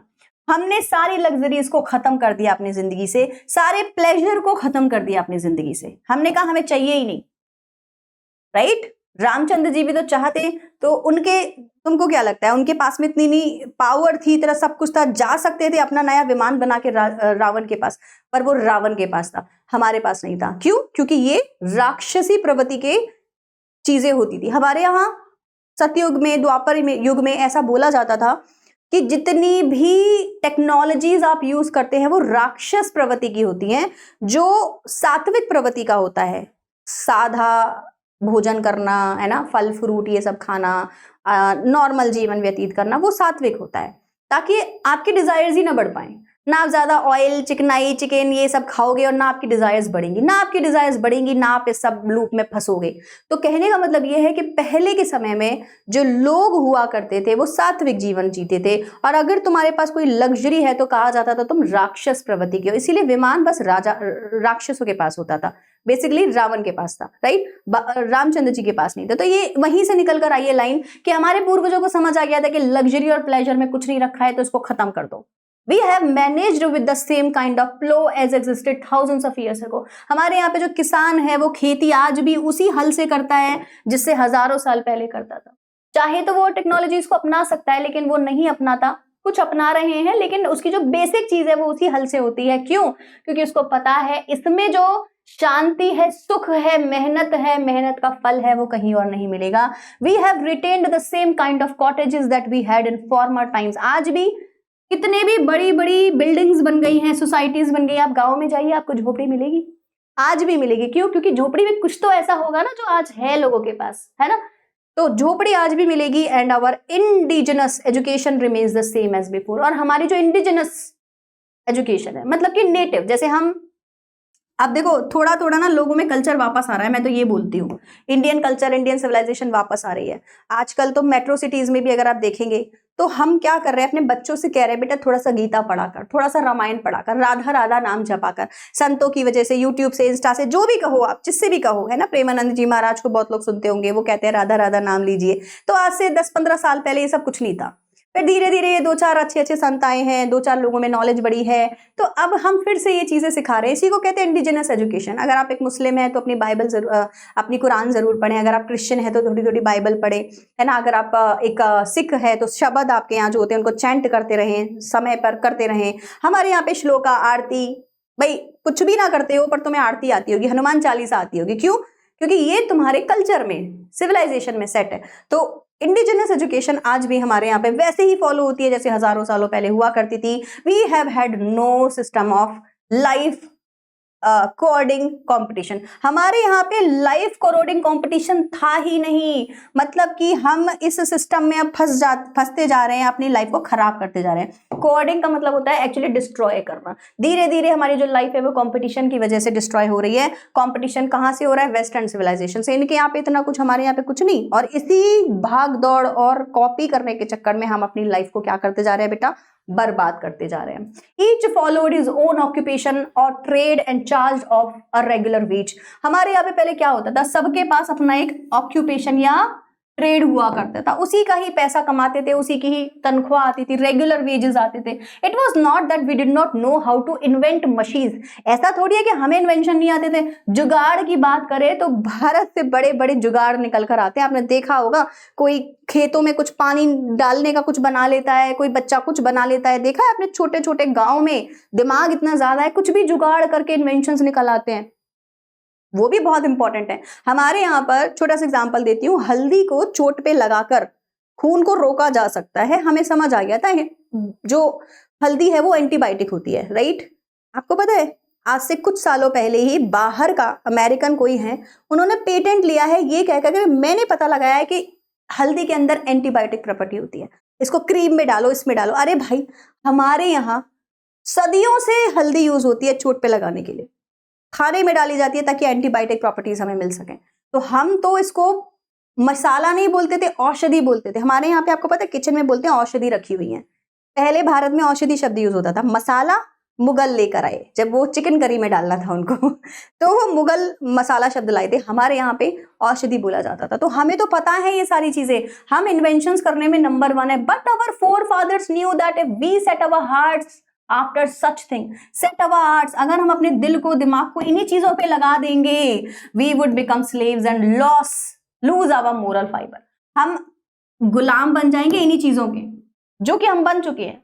हमने नहीं इन्वेंट किए, बाहर वालों ने किया, और उनको इन्वेंशन को अपने घर लाके हम गुलाम बन चुके हैं। बिना रिमोट के कोई काम करने का मन नहीं करता। एलेक्सा आ गई है भाई साहब, तो टीवी भी वही चलाएगी, पानी की मोटर भी वही बंद करेगी, और आपका सारा काम वही करेगी, बल्ब भी वही ऑन करेगी आपका, है ना? मोरल फाइबर कम होता जा रहा है, नैतिकता कम होती जा रही है। They therefore after due deliberation decided that we should only do what we could with our hands and feet. तो बाद में चल के हमारे एंसेस्टर्स ने, पूर्वजों ने डिसाइड किया, बहुत डिस्कशन हुआ, खूब reflection, discussion, deliberation is discussion हुआ। फाइनली उन्होंने डिसाइड किया कि हम सिर्फ उतना ही काम करेंगे, उतनी ही चीजों के पीछे भागेंगे जो हम अपने हाथ और पैरों से कर पाए। फॉर एग्जाम्पल, अगर हम 1 किलोमीटर दूर जाकर कहीं मंदिर में पूजा कर पाएंगे तो हम उतना ही जाएंगे। स्कूटर लेकर 10 किलोमीटर नहीं जाएंगे। जितना हाथ पैरों से हो सके बस उतना करो, अननेसेसरीली नहीं करो। और देखो अब इन चीजों से क्या हुआ ना, 100-150 सालों में तो कुछ नहीं हुआ। अब धीरे धीरे आपको पता चल रहा है हर चीज का इफेक्ट एनवायरनमेंट पे पड़ रहा है। तो जितने भी टेक्नोलॉजीज हम लेकर आए हैं उन सब का इफेक्ट एनवायरनमेंट पे गंदा पड़ रहा है। एसी बर्बाद हो रही है, हमारी ओजोन लेयर और हमारा सारा एनवायरनमेंट, है ना? सिर्फ इसीलिए कि कमरा ठंडा रहे, बाहर हम सब गंदा कर देते हैं। अभी मैं किसी की रील देख रही थी, उसने बताया है कि जिस सोसाइटी में वो रहता है वो बहुत ही करोड़ों की सोसाइटी है ना? 100 करोड़ के फ्लैट्स हैं वहां, हर फ्लैट 100 करोड़ का है। और वो कहता लगता है कि जहन्नुम में रह रहा हूं, क्योंकि एसी सबके घर में 5-5 हैं। 100 करोड़ के फ्लैट वाले बहुत पैसे वाले होंगे, हर घर में 5-5 एसी, और 5 एसी एक साथ चलते हैं, क्योंकि उन्हें बिल्कुल फर्क नहीं पड़ता कि इलेक्ट्रिसिटी कितनी वेस्ट हो रही है या नहीं हो रही है। 5 नहीं चलते, 3 चलते हैं। और जब ये 3 एसी एक साथ चलते हैं और सबके जो कंडेंसर, ये जो होता है बाहर लगने का, मतलब एसी का जो दूसरा पार्ट होता है वो बाहर लगा हुआ है, और बाहर वो सब गर्मी बाहर फेंकता है। तो जो एरिया पार्क का बनाया गया है ताकि आप वहां जाएं और खुली सांस लें, वहां खुली सांस नहीं आ रही है, वहां क्या आ रहा है? एसी के बाहर का पसीना और गंदी हवा, और वो CFC क्लोरोफ्लोरोकार्बन जो एसी में से निकलती है वो लोगों को फील हो रही है। तो कह रहा है कि बाहर पार्क में जाने का मन ही नहीं करता, इतनी गर्मी में इतना गंदा हाल हो गया है। तो बेसिकली हर चीज के जो साइड इफेक्ट्स हैं वो अब हमें धीरे धीरे दिखाई दे रहे हैं। They saw that our real happiness and health considered is a proper use of our hands and feet, right? तो उन्होंने देखा कि हमारी जो रियल हैप्पीनेस है और हमारी जो हेल्थ है, यही है जो हमारे लिए सबसे ज्यादा जरूरी है। This consisted in a proper use of our hands and feet. अगर हम अपने हाथ पैरों को सही चलाएंगे तभी हमें हैप्पीनेस भी मिलेगी और अच्छी हेल्थ भी मिलेगी। आप कहते हैं ना, जब तक हाथ पैर चल रहे हैं चलाओ, और जब हाथ पैर चलना कम हो जाते हैं तो कौन सी बीमारियां बनती हैं? ओबेसिटी, मोटापा, आज के समय में ओबेसिटी ज्यादा क्यों है? क्योंकि लैपटॉप पे बैठ के काम किया जा रहा है। किसान जब खेती करता था या जो भी व्यापारी जब व्यापार करता था तो वो चलता था, फिरता था, भागता था, दौड़ता था। आज का इंसान पहले तो लैपटॉप चला रहा है, उसके बाद वो जिम जा रहा है ताकि बॉडी कुछ तो मूव करे। करना पड़ रहा है, क्या करे, नहीं तो क्या होगा, ओबेसिटी हो जाएगी। गर्ल्स में पीसीओडी और ये सारी प्रॉब्लम्स क्यों हो रही है? पूरे टाइम आप इलेक्ट्रोमैग्नेटिक वाइब्स के चारों तरफ घूम रहे हैं, इतनी सारी एनर्जीज आपके चारों तरफ घूम रही है, लैपटॉप के फॉर्म में, मोबाइल के फॉर्म में, ये सब आपकी बॉडी पे असर डाल रही है। आप बैठे बैठे 10-10 घंटे जॉब कर रहे हैं, है ना, तो बॉडी में तो बिल्कुल कुछ हो ही नहीं पा रहा। पहले के टाइम में क्या होता था, जो घर के काम करे जा रहे हैं, एक्टिविटीज करी जा रही हैं, पानी भर के लाया जा रहा है ना, इतनी दूर दूर चल रहे हैं, क्या होता था, इससे बॉडी मूवमेंट में रहती थी और अच्छा कहो या बुरा कहो, लोगों की हेल्थ तब अच्छी होती थी। Therefore, the reason that large cities were a snare and a useless encumbrance and that people would not be happy in them. बाद में हमारे पूर्वजों को एक और बात समझ आई, बोले ये जो लार्ज सिटीज बन रही हैं, अब आज के समय में लार्ज सिटीज के लिए एक और वर्ड कौन सा यूज हो सकता है? Metro cities. उन्होंने बोला कि ये जो मेट्रो सिटीज बन रही हैं, दे वर अ स्नेयर, ये तो ट्रैप है, जाल है। स्नेयर माने क्या हुआ बेटा? ट्रैप। किस चीज का ट्रैप है, किस चीज का जाल है? ये लिखा होगा यहाँ पे, है ना, and a useless encumbrance and that people would not be happy in them. ये एक तरीके से एनकम्बरेंस है। एनकम्बरेंस का मतलब होता है बर्डन, बोझा, बोझ। ये तो जबरदस्ती के अपने सर पे, कहते हैं ना, तोता पाल लिया वाली बात हो गई। तो लार्ज सिटीज की जरूरत ही नहीं थी। हमारे आज के समय में आप बोलोगे मैम आपने तो बोल दिया टेक्नोलॉजी टेक्नोलॉजी, आपने देखा है गांव में लोग कितने परेशान रहते हैं। पूर्वजों ने हमारे पहले ही देख लिया था और बता दिया था कि जो गांव में रहेगा वो सुखी रहेगा, और इसी वजह से हमारे लोगों ने गांव में रहना ज्यादा प्रेफर किया बजाय कि शहरों में जाने की। अब मैं कुछ पॉइंट्स बोलूंगी तो आप बोलोगे मैम बात तो सही है। आप देखो, इतनी थीवरी, एक दूसरे को फंसाना, एक दूसरे के जालसाजी करना, पॉलिटिक्स, ये वो आपको गांव में नहीं दिखेगी, आपको शहरों में ज्यादा दिखेगी। क्यों? क्योंकि शहरों में लोग एक दूसरे को लूटने के लिए तैयार है। गांव का आदमी सीधा होता है, एक दूसरे की हेल्प करने वाला होता है। समय बदल रहा है। अब आप कहें कि मैडम इस सदी का कोई गांव ऐसा है जो सच में बहुत बेकार है, वो बात अलग है बेटा। अब आज के समय की तो बात ही नहीं हो रही है, ये तो बहुत 100 साल पहले की बात हो रही है। अब तो हम मिक्स हो गए हैं, अब तो ना हम इंडियन ही रहे हैं और ना ही हम वेस्टर्न ही बन पा रहे हैं। तो हमारे अंदर तो आधा अच्छा आधा बुरा ऐसा ही रह गया। अब या तो उसको प्रॉपर इंडियन कर देना चाहिए या तो उसको प्रॉपर वेस्टर्नाइज कर देना चाहिए, ऐसा मेरा मानना है।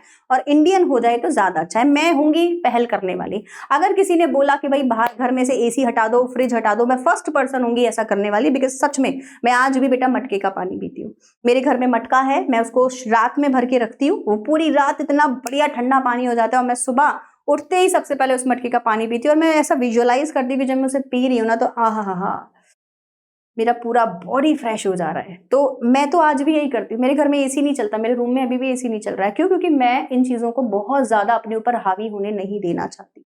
कुछ फायदा नहीं है इन सब चीजों से, ऐसा मेरा मानना है। तो मैं तो हूँ, मैं तो तैयार हूँ, गाँव जाने को भी तैयार हूँ। I will be happy. वहां की जो कुरीतियां हैं उनको दूर करेंगे। लेडीज के साथ व्यवहार अच्छा रखिए, घूंघट में ना रखिए, उनको भी पढ़ाइए, सब इक्वल हैं। कुछ चीजें हैं उनको सुधारने की जरूरत है जो समय के साथ साथ जुड़ गई हैं हमारे कल्चर में, गलत चीजें। और बाकी तो बस एंजॉय एंजॉय एंजॉय। तो गांव के लोगों को समझ आ गया था, पूर्वजों को समझ आ गया था कि जितनी भी बड़ी बड़ी सिटीज हैं ये बर्डन है and that people would not be happy in them. लोग गांव में शहर में जाके खुश होंगे ही नहीं। That is there would be gangs of thieves and robbers. वहां कौन मिलेगा? चोर, उचक्के, वैश्या and vice flourishing in them. Vice बुराई, वाइस क्या होता है? वाइस एंड वर्च्यू, वर्च्यू माने अच्छाई, वाइस माने बुराई। वाइस फ्लरिश कर रही होगी, फ्लरिश माने चरम सीमा पर होगी, उछल रही होगी।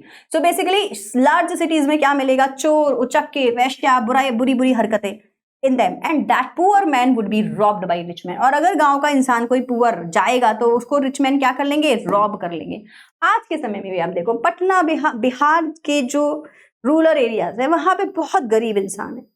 आज के समय में वो सारा गरीब इंसान आपको पता है कहाँ जा रहा है?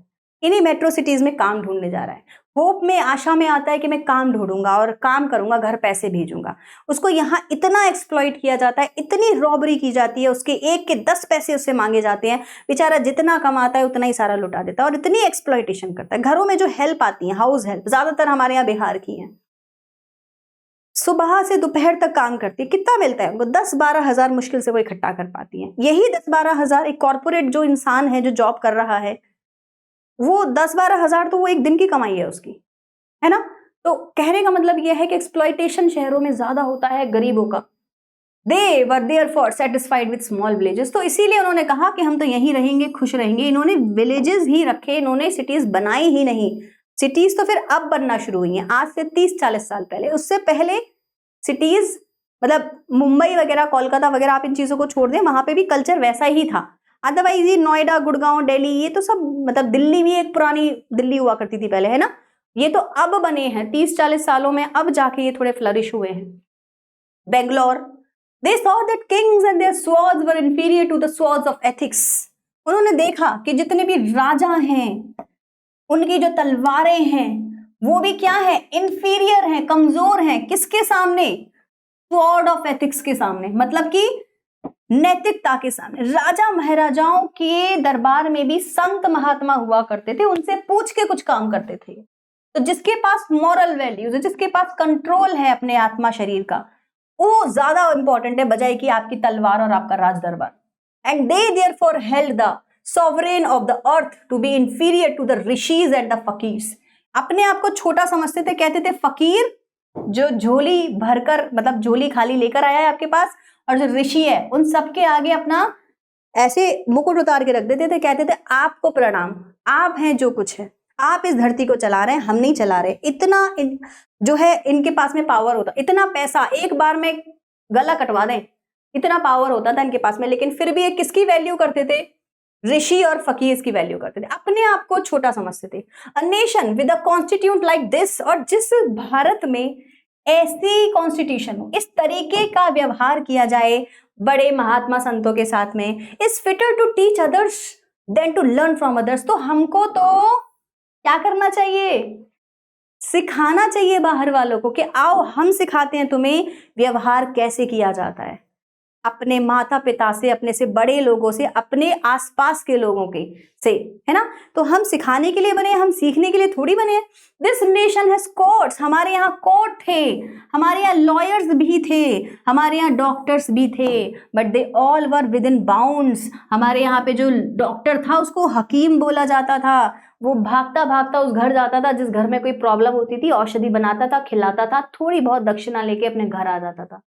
उसने क्लिनिक नहीं खोले थे, उसने दवाइयों के दाम बढ़ा चढ़ा कर नहीं दिए थे, राइट। तो हमारे यहाँ तो कोर्ट्स, लॉ सब कुछ थे। हमारे यहाँ लॉयर कौन हुआ करते थे? सरपंच जो है वो जज हुआ करता था, और वहां का जो मुखिया है गांव का वो लॉयर हुआ करता था, और वहीं के वहीं डिसाइड होता था कि किसकी गलती है और किसका। कोई डेट पे डेट नहीं आती थी, कोई प्रॉब्लम हुई बैठो शाम को, छोटे छोटे लेवल पे सारी प्रॉब्लम सॉल्व हो जाती थी। हर गांव में हर सरपंच बनता था, है ना। तो हमारे यहाँ ये सब था। धीरे धीरे कुरीतियां बढ़ती गई, धीरे धीरे चीजें आउट ऑफ कंट्रोल होती गई, और हमें ना चाहते हुए भी साइंस और वेस्टर्न साइंस को अपनाना पड़ा बेटा, right. But they were all with in bound, सब अपनी लिमिट में रहते थे, कोई किसी को लूटता नहीं था।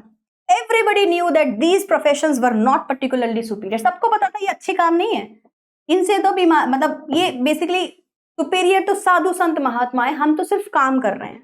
Moreover, these वकील्स एंड वेद्स, जिसको हम हकीम बोलते हैं, did not rob people। ये रॉब थोड़ी करते थे आपको।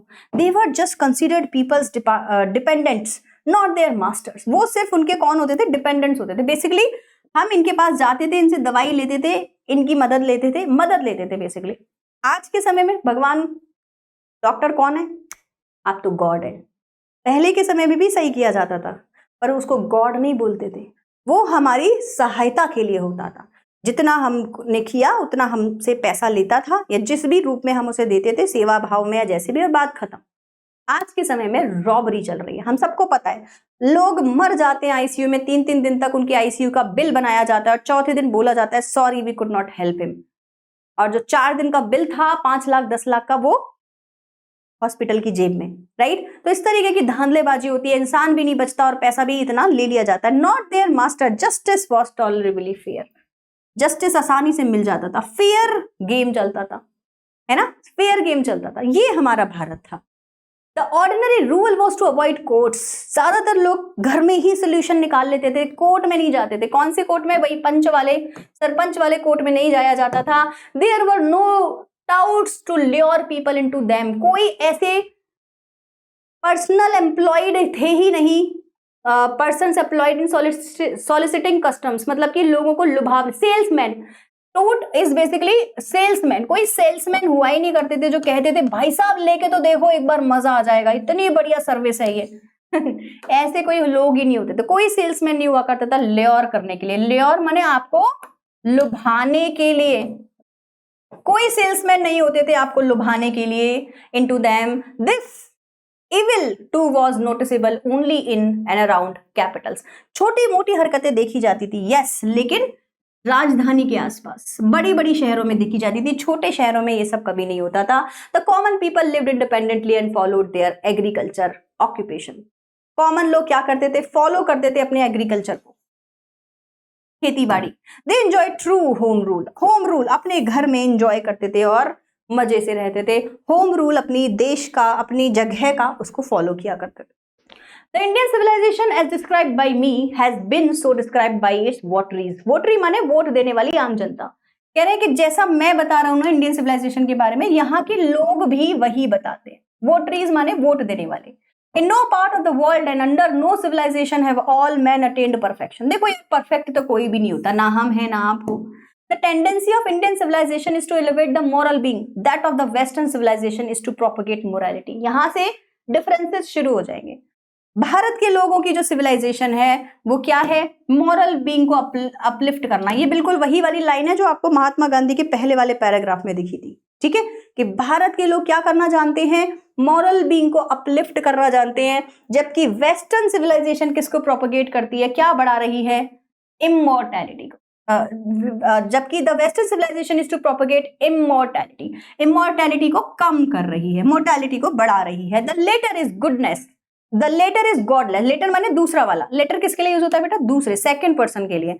The second person is godless, ये भगवान को नहीं मानते। The former is based on a belief, farmer माने फर्स्ट वाला, फर्स्ट वाला किस चीज का बिलीव करता है, गॉड का। So understanding and so believing it behoves every lover of India to cling to the old Indian civilization even as a child clings to the mother's breast. जिस तरीके से एक बच्चा अपनी मम्मी से चिपका रहता है, बिल्कुल उसी तरीके से जिसने भारत के व्यवहार को समझ लिया वो भारत की सिविलाइजेशन को छोड़ के कहीं और जाएगा ही नहीं, भारत की सिविलाइजेशन से चिपका रहेगा, ठीक है। I am no hater of the west. अब गांधी जी कहते हैं देखो मैंने इतनी बुराई कर दी, आप ये मत सोचना कि मैं वेस्ट का हेटर हूं, नहीं, मैं तो उनको थैंक यू बोलने आया हूं। मैं तो कहता हूं भाई साहब thank you for many a thing I have learn from western literature. Western literature से तो मैंने बहुत कुछ सीखा है। वेस्टर्न लिटरेचर क्या है, जितने भी बाहर के पोएट्स राइटर्स हम पढ़ते हैं वो सब वेस्टर्न लिटरेचर ही तो है। ये इंडियन लिटरेचर है जो हम पढ़ रहे हैं, ठीक है, हमारे देश की बात कर रहे हैं। तो कह रहे हैं कि वेस्टर्न लिटरेचर से तो मैंने बहुत कुछ सीखा है, पढ़ा है, but I am thankful to modern civilization for teaching me that I want India to rise to the fullest height. लेकिन मॉडर्न सिविलाइजेशन का थैंक यू, क्योंकि इनको जाके, इनके यहाँ रह के, इनका कल्चर देख के, इनकी सिविलाइजेशन की असली बात जानकर ही मुझे समझ में आया कि हम भारतवासी तो इनसे बहुत अच्छे हैं। अगर मैं देखता नहीं इनको तो अपने आप की वर्थ कैसे जानता। सो I am thankful to modern civilization for teaching me that if I want India to rise, अगर मैं इंडिया को राइज करना चाहता हूं to its fullest height, I must tell my countrymen frankly, मुझे अपनी कंट्रीमैन को frankly, बड़े कैजुअल तरीके से बताना चाहिए after years and years of experience of modern civilization, कि भाई साहब देखो मैं years मॉडर्न सिविलाइजेशन का एक्सपीरियंस करके आया हूं। ये गए थे ना साउथ अफ्रीका घूमने गए थे, बाहर ब्रिटेन घूमने गए थे, वहां पे जो मीटिंग्स होती थी वहां ये जाते थे। तो कह रहे मैंने सारी मॉडर्न सिविलाइजेशन चेक कर ली, I have learned one lesson from him, और उनसे हमने एक चीज सीखी है, that is that we must shun it at all cost. दरवाजे बंद कर लो, वेस्टर्न सिविलाइजेशन अंदर एंटर ना कर पाई, शन इट, क्लोज कर लो, कीप अवे फ्रॉम दिस। बोल रहे हैं मुझे तो थैंक यू बोलना चाहिए, मैं इनके घर गया, मैंने इनको देखा, इनकी सिविलाइजेशन को चेक किया और मैंने कहा ना बाबा ना ना ना ना ना, हमारे यहाँ मत आना, हमारी कंट्री में तुम्हारी एंट्री नहीं होगी, तुम्हारे कल्चर की एंट्री नहीं होगी। तो कह रहे हैं मैं तो थैंक यू बोलने गया हूँ इन लोगों को कि थैंक यू जो तुम लोगों ने अपनी सच्चाई दिखाई। What is it modern civilization? कह रहे हैं मॉडर्न सिविलाइजेशन है क्या, आओ बताता हूँ। It is the worship of the material, ये तो मटीरियल की पूजा करते हैं।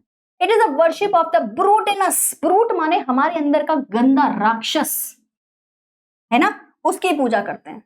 It is N adulterate materialism, है ना, ये क्या है, हमारे अंदर जो एक अनअडल्टरेट मटीरियलिज्म है उसकी पूजा करते हैं। सो बेसिकली भौतिकवादी, भौतिकवाद की, अनअडल्टरेटेड बेसिकली प्योर भौतिकवाद होना, प्योर कंप्लीटली भौतिकवाद। और जब मैं भौतिक कहती हूँ उस समय पे मैं मोबाइल फोन टीवी लग्जरी की बात कर रही होती हूँ, ठीक है। भौतिक साइंस में हम यही पढ़ते हैं, जो भौतिक शब्द है आपका, वहां हम लोग इन्हीं चीजों के बारे में डिस्कस करते हैं कि इलेक्ट्रिसिटी का ये सब, है ना। तो इसी वहीं से उसका नाम भौतिक साइंस फिजिक्स बना है। सो बेसिकली यहाँ पे ये बात कर रहे हैं कि वेस्टर्न सिविलाइजेशन, यहां से आप देखो इसको मॉडर्न को वेस्टर्न मानेंगे, ठीक है। मॉडर्न सिविलाइजेशन किसके बारे में बात करती है बेटा, मटेरियलिज्म के बारे में, भौतिकता के बारे में। And modern civilization is nothing if it does not think at every step of the triumph of material civilization. तो सब कुछ मॉडर्न सिविलाइजेशन में एक ही चीज है, modern civilization is equal to material civilization, modern civilization is equal to material civilization, modern civilization is equal to material civilization, बात एक ही है। It is perhaps unnecessary if not useless to weigh the merits of the two civilization। अब यहाँ पे ना बड़ी अच्छी बात गांधी जी ने कही है, बोलिए कि देखो यार, मुझे तो ऐसा लगता है this is unnecessary to weigh them, इन दोनों को तोलना एक ही तराजू पे सही बात नहीं है ना, useless, it is useless, it is unnecessary कि हम इन दोनों सिविलाइजेशन की मेरिट्स को, विशेषताओं को, मेरिट माने विशेषताओं को तोलें एक ही तराजू पर। Why? It is likely that the West has evolved a civilization suited to its climate and surroundings। भाई उन्होंने अपनी सिविलाइजेशन जैसी बनाई है वो ऐसी इसीलिए है क्योंकि वहां के क्लाइमेट के हिसाब से, वहां की सराउंडिंग्स के हिसाब से उन्हें सूट करती है। And similarly we have a civilization suited to our condition। वहां के लोग देखो ठंडे एनवायरमेंट में रहते हैं, अगर हम कपड़े की बात करें तो उन्होंने कहा कि सूट पैंट पहन के रहो भाई, तो वहां पे वो 12 महीने सूट पैंट पहन सकते हैं। हमारे यहाँ गर्म था, हमने लुंगी धोती कुर्ता ये पहनना पसंद किया, कॉटन के कपड़े, ताकि हमें खुलापन लगे क्योंकि बहुत गर्मी है। वहां के लोगों को ठंड में बचना था, जैकेट्स वगैरह पहनने थे तो उन्होंने कोट पैंट पहने, समझ रहे हो। तो कहने का मतलब है हर चीज, खान पान ये वो, वहां पे इतनी आसानी से फ्रेश वेजिटेबल्स नहीं बनती, उन्होंने पिज्जा इन्वेंट किया, हमारे यहाँ फ्रेश अवेलेबल है। हम तो किसान परिवार से ही हैं, हमारे तो खेती ही हमारा प्रधान रहा है, राइट। तो हमारे यहाँ तो बहुत भरपूर मात्रा में तो फ्रेश खाओ भाई, पुराना बासी खाने का कोई मतलब नहीं है। Both are good in their own respective spheres, तो अपनी अपनी जगह दोनों सही है, तो दोनों को कंपैरिजन क्यों करें। Distinguishing characteristics of modern civilization is an indefinite multiplicity of human wants. कह रहे अगर मॉडर्न सिविलाइजेशन को ढंग से समझना है, ढंग से, तो आप इसको पता है कैसे डिस्टिंग्विश कर सकते हैं। डिस्टिंग्विश किससे करना है, डिस्टिंग्विश माने डिफरेंट, किस चीज में डिफरेंट ढूंढ रहे हैं हम, भारत की सिविलाइजेशन में और मॉडर्न सिविलाइजेशन। देखो भारत की सिविलाइजेशन एंशिएंट होगी, बाहर की मॉडर्न सिविलाइजेशन मतलब जो वेस्टर्न सिविलाइजेशन है यूरोप की, अमेरिका की, वो मॉडर्न होगी, वेस्टर्न होगी, ठीक है। तो ये दो आप अलग अलग फ्रेजेस याद रखना। तो बोल रहे हैं कि अगर हम एक फीचर की बात करें, मॉडर्न सिविलाइजेशन का एक अलग फीचर बताते हैं भाई साहब, डिफरेंट फीचर बताते हैं, तो मालूम है वो क्या है, it is an indefinite multiplicity of human wants. Tense से सीखते हैं आप, इनडेफिनिट टेंस सिखाते हैं वहां पे, जिसकी कोई लिमिट ना हो भाई साहब। इनडेफिनिट मतलब डिफाइन ही नहीं कर रहे, 100 चाहिए, 200 चाहिए, 1000 चाहिए, इनडेफिनिट चाहिए भाई साहब, इन्फिनिटी चाहिए, 1000 करोड़, इसकी भी कोई सीमा नहीं है। तो कह रहे हैं कि तुम्हारी ह्यूमन वांट्स मतलब कि तुम्हारी ह्यूमन डिजायर्स भी नहीं हो रही भाई साहब, कितनी चाहिए पता ही नहीं चल रहा तुमको। तो बस यही मॉडर्न साइंस है, यही मॉडर्न सिविलाइजेशन है। जब आपकी इच्छाओं पे आप काबू ना पा सके, खत्म ही ना हो, उसी को मॉडर्न सिविलाइजेशन कहा जाता है, यही इसकी अलग से क्वालिटी है। Characteristics of an Indian ancient civilization is imperative restrictions upon and a strict regulation of these wants। अगर आप किसी एंशियंट सिविलाइजेशन की बात करना चाहते हैं तो हमारे यहाँ आपको क्या मिलेगा, इम्पेरेटिव रेस्ट्रिक्शन, रोक लग जाएगी, स्ट्रिक्ट रेगुलेशन लग जाएगा, रूल्स होंगे अपनी इच्छाओं को पूरा करने के लिए कि आज अगर रात को खाना खाना है तो उसके लिए आपको क्या करना है, यहाँ इस वन की लकड़ियां साफ करनी है, जब ये साफ हो जाएंगी उसके बाद खाना खाने आ जाना, रूल्स रेगुलेशंस फॉलो करे जाएंगे। आज इतना ही मिलेगा, इससे ज्यादा नहीं मिलेगा। रूल्स रेगुलेशंस फॉलो करना, अपने डिजायर्स को कंट्रोल करना ही हमारे देश की सिविलाइजेशन रही है, जिसको हम एंशिएंट सिविलाइजेशन बोलेंगे। मॉडर्न और western insatiableness arises really from want of living faith in a future state and therefore also in divinity. Modern और वेस्टर्न, देखो एक ही बात हो गई, मॉडर्न और वेस्टर्न एक ही बात हो गई। हमारे अंदर नहीं, मॉडर्न लोगों के अंदर जो एक इनसैशिएबलनेस है, मतलब कि अनसेटिस्फैक्शन है, state of not being satisfied, एक अनसेटिस्फैक्शन है ना अंदर, कितना भी मिल जाए कम है। This is because it arises really from want of living of faith in future state, क्योंकि हम फ्यूचर में जीते हैं, कल के लिए बचा के रखना है, और कल के लिए तो कितना भी इकट्ठा कर लो उतना कम बेटा, तो फिर कहां से सेटिस्फेक्शन आएगा, नहीं आएगा ना। And therefore also in divinity the restraint of ancient और eastern civilisation arises from belief. और हमारे यहाँ पे जो रेस्ट्रेन है, कंट्रोल है, कह रहे हैं ना हम लोग बार बार चिल्ला चिल्ला के हम तो कंट्रोल्ड हैं, तो ये कंट्रोल कहां से आ रहा है? ईस्टर्न और एंशिएंट सिविलाइजेशन का जो कंट्रोल है वो कहां से आ रहा है? वो बिलीफ से आ रहा है। Often in spite of ourselves in a future state and the existence of a divine power, हम मानते हैं कि एक डिवाइन पावर है जो हमें देख रही है, और इसीलिए हम कुछ भी गलत नहीं करते, ना हम गलत करते हैं और ना हम फ्यूचर में बचाने की कोशिश करते हैं, और इसी वजह से हम आज भी सही रास्ते पर चल रहे हैं। Some of the immediate and brilliant results of modern inventions are too maddening to resist.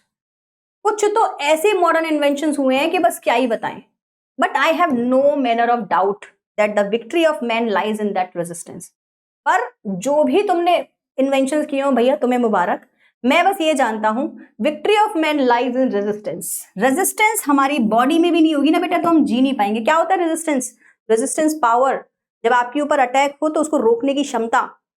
तो जब आपके दिमाग में इच्छाएं घुस रही हो तो उनको कंट्रोल करने की इच्छा, इसको कहते हैं रेजिस्टेंस पावर। कितना भी कुछ भी परेशानी हो रेजिस्ट करेंगे, टिके रहेंगे, डटे रहेंगे। हमारा इम्यूनिटी सिस्टम एक रेजिस्टेंस पावर रखता है ताकि कोई भी जब जर्म्स आते हैं तो वो रेजिस्ट कर देता है और उसी तरीके के हार्मोन्स रिलीज कर देता है, वो सब मर जाते हैं और हम नॉर्मल हो जाते हैं, फिर से बीमारियां हमारी सही हो जाती है। अगर आपका इम्यूनिटी सिस्टम वीक है तो आप बीमार जल्दी जल्दी पड़ेंगे। अगर आपका रेजिस्टेंस सिस्टम सोसाइटी का वीक है तो बाहर से आने वाली जितनी भी कुरीतियां हैं आप उनको एक्सेप्ट करते जाएंगे। एक समय पे इंडिया का रेजिस्टेंस सिस्टम वीक ही रहा होगा, तभी हमने बहुत गलत चीजें अपने कल्चर में अपना ली थी, फिर समय रहते उनको फिर हमने दूर करने की कोशिश भी की है। काफी सारी अभी भी हैं जिनको दूर करना बहुत जरूरी है। We are in danger of bartering away the permanent goods for a temporary pleasure. Barter system क्या होता है? मैं तुम्हें गेहूं देता हूं, तुम मुझे दूध दे दो, ये बार्टिंग सिस्टम होता था। पहले के समय में होता था जो किसान होता था ना उसके घर अनाज होता था तो वो अनाज लेकर जाता था, अनाज से बिस्किट नमकीन चिप्स अपने बच्चे के लिए खरीद लेता था, घर का सामान जो भी लेना है, पैसे नहीं होते थे, तो बार्टर सिस्टम इसको बोलते थे। आज भी कई गांव में बार्टर सिस्टम फॉलो होता है, आपको पता है।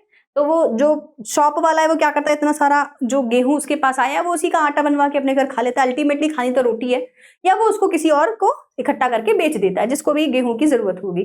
तो ये बार्टर सिस्टम चलता है, इसमें पैसा नहीं होता, उसी में डिसाइड हो जाता है कि तुम मुझे 1 मुट्ठी दोगे तो 4 रुपए मिलेंगे, 4 रुपए का सामान ले सकते हो, 2 मुट्ठी दोगे तो 8 रुपए का ले सकते हो, ऐसे करके। मैंने बार्टर सिस्टम अपने टाइम पे गाँव में बहुत किया है।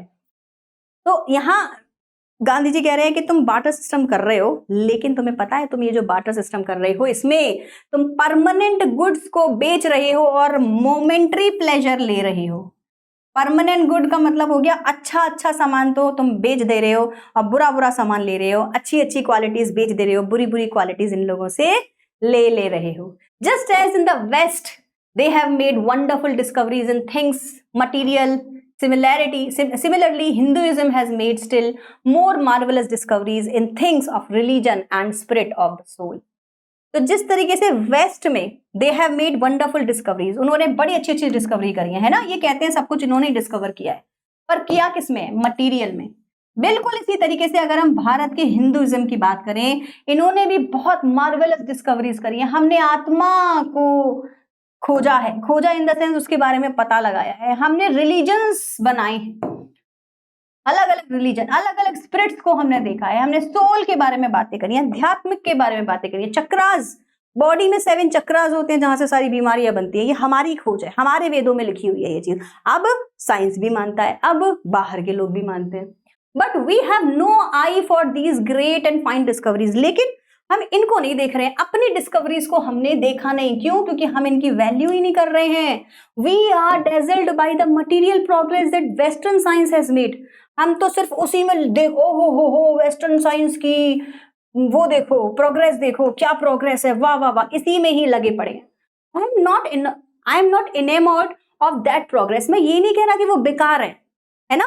आई एम नॉट इनेमोर्ड मतलब कि मैं उस प्रोग्रेस के बारे में, I am not in love with that progress. In fact it almost seems as though God in his wisdom has prevented India from progress. ऐसा लगता है कि भगवान ने खुद हम पे आशीर्वाद देके कहा है कि बेटा भारत के लोगों, तुम इस प्रोग्रेस में आगे मत जाना, बिल्कुल जरूरत नहीं है ऐसी इन्वेंशंस करने की। कैसी वाली? यही जो ये लोग कर रहे हैं।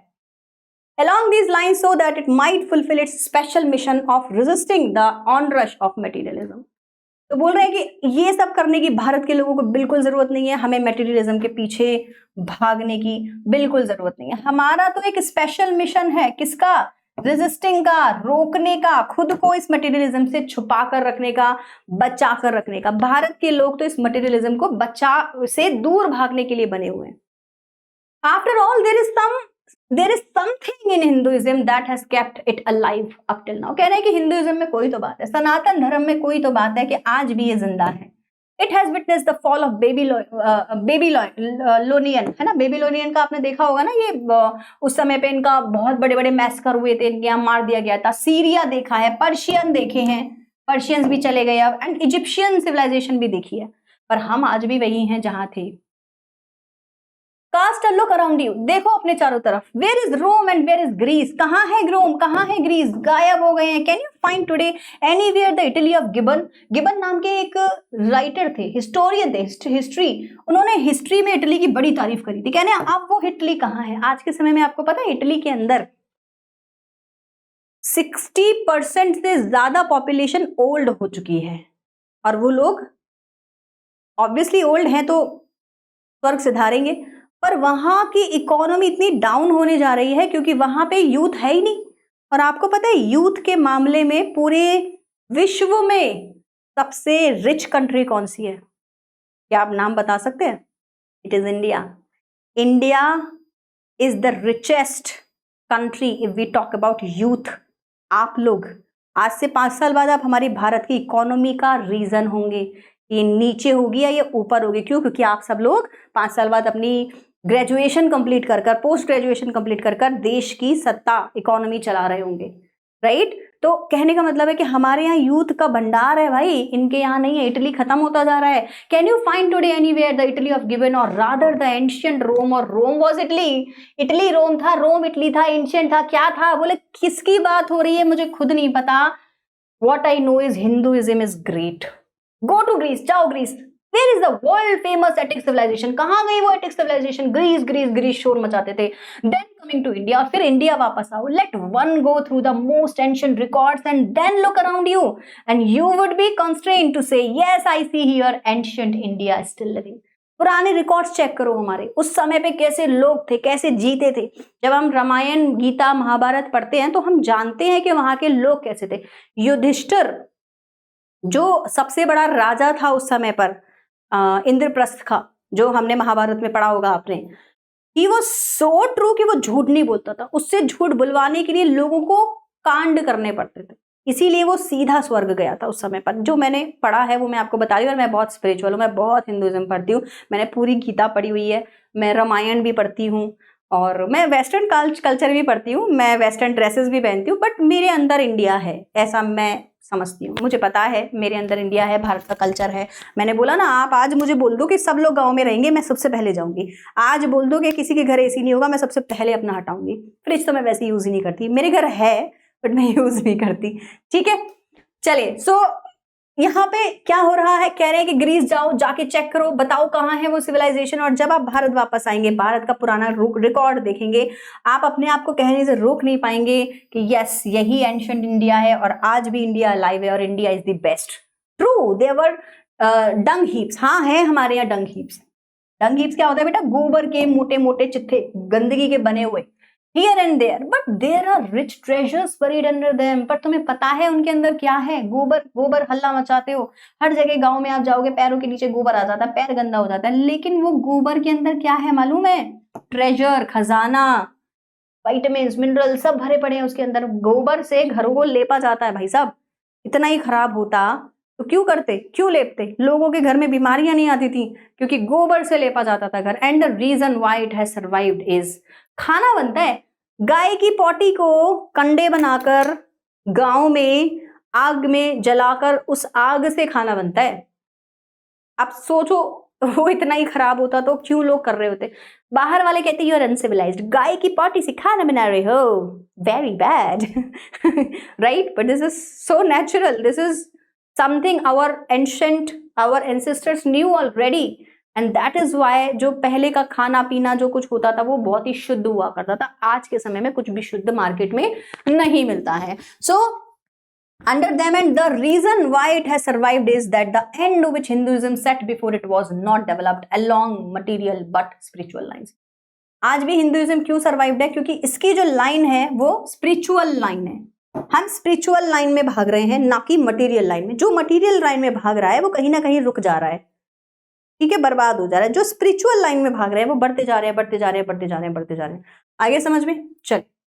Our civilizations, our culture and Swaraj depends not upon multiplying our wants, but self-indulgence, but upon restricting wants, self-denial.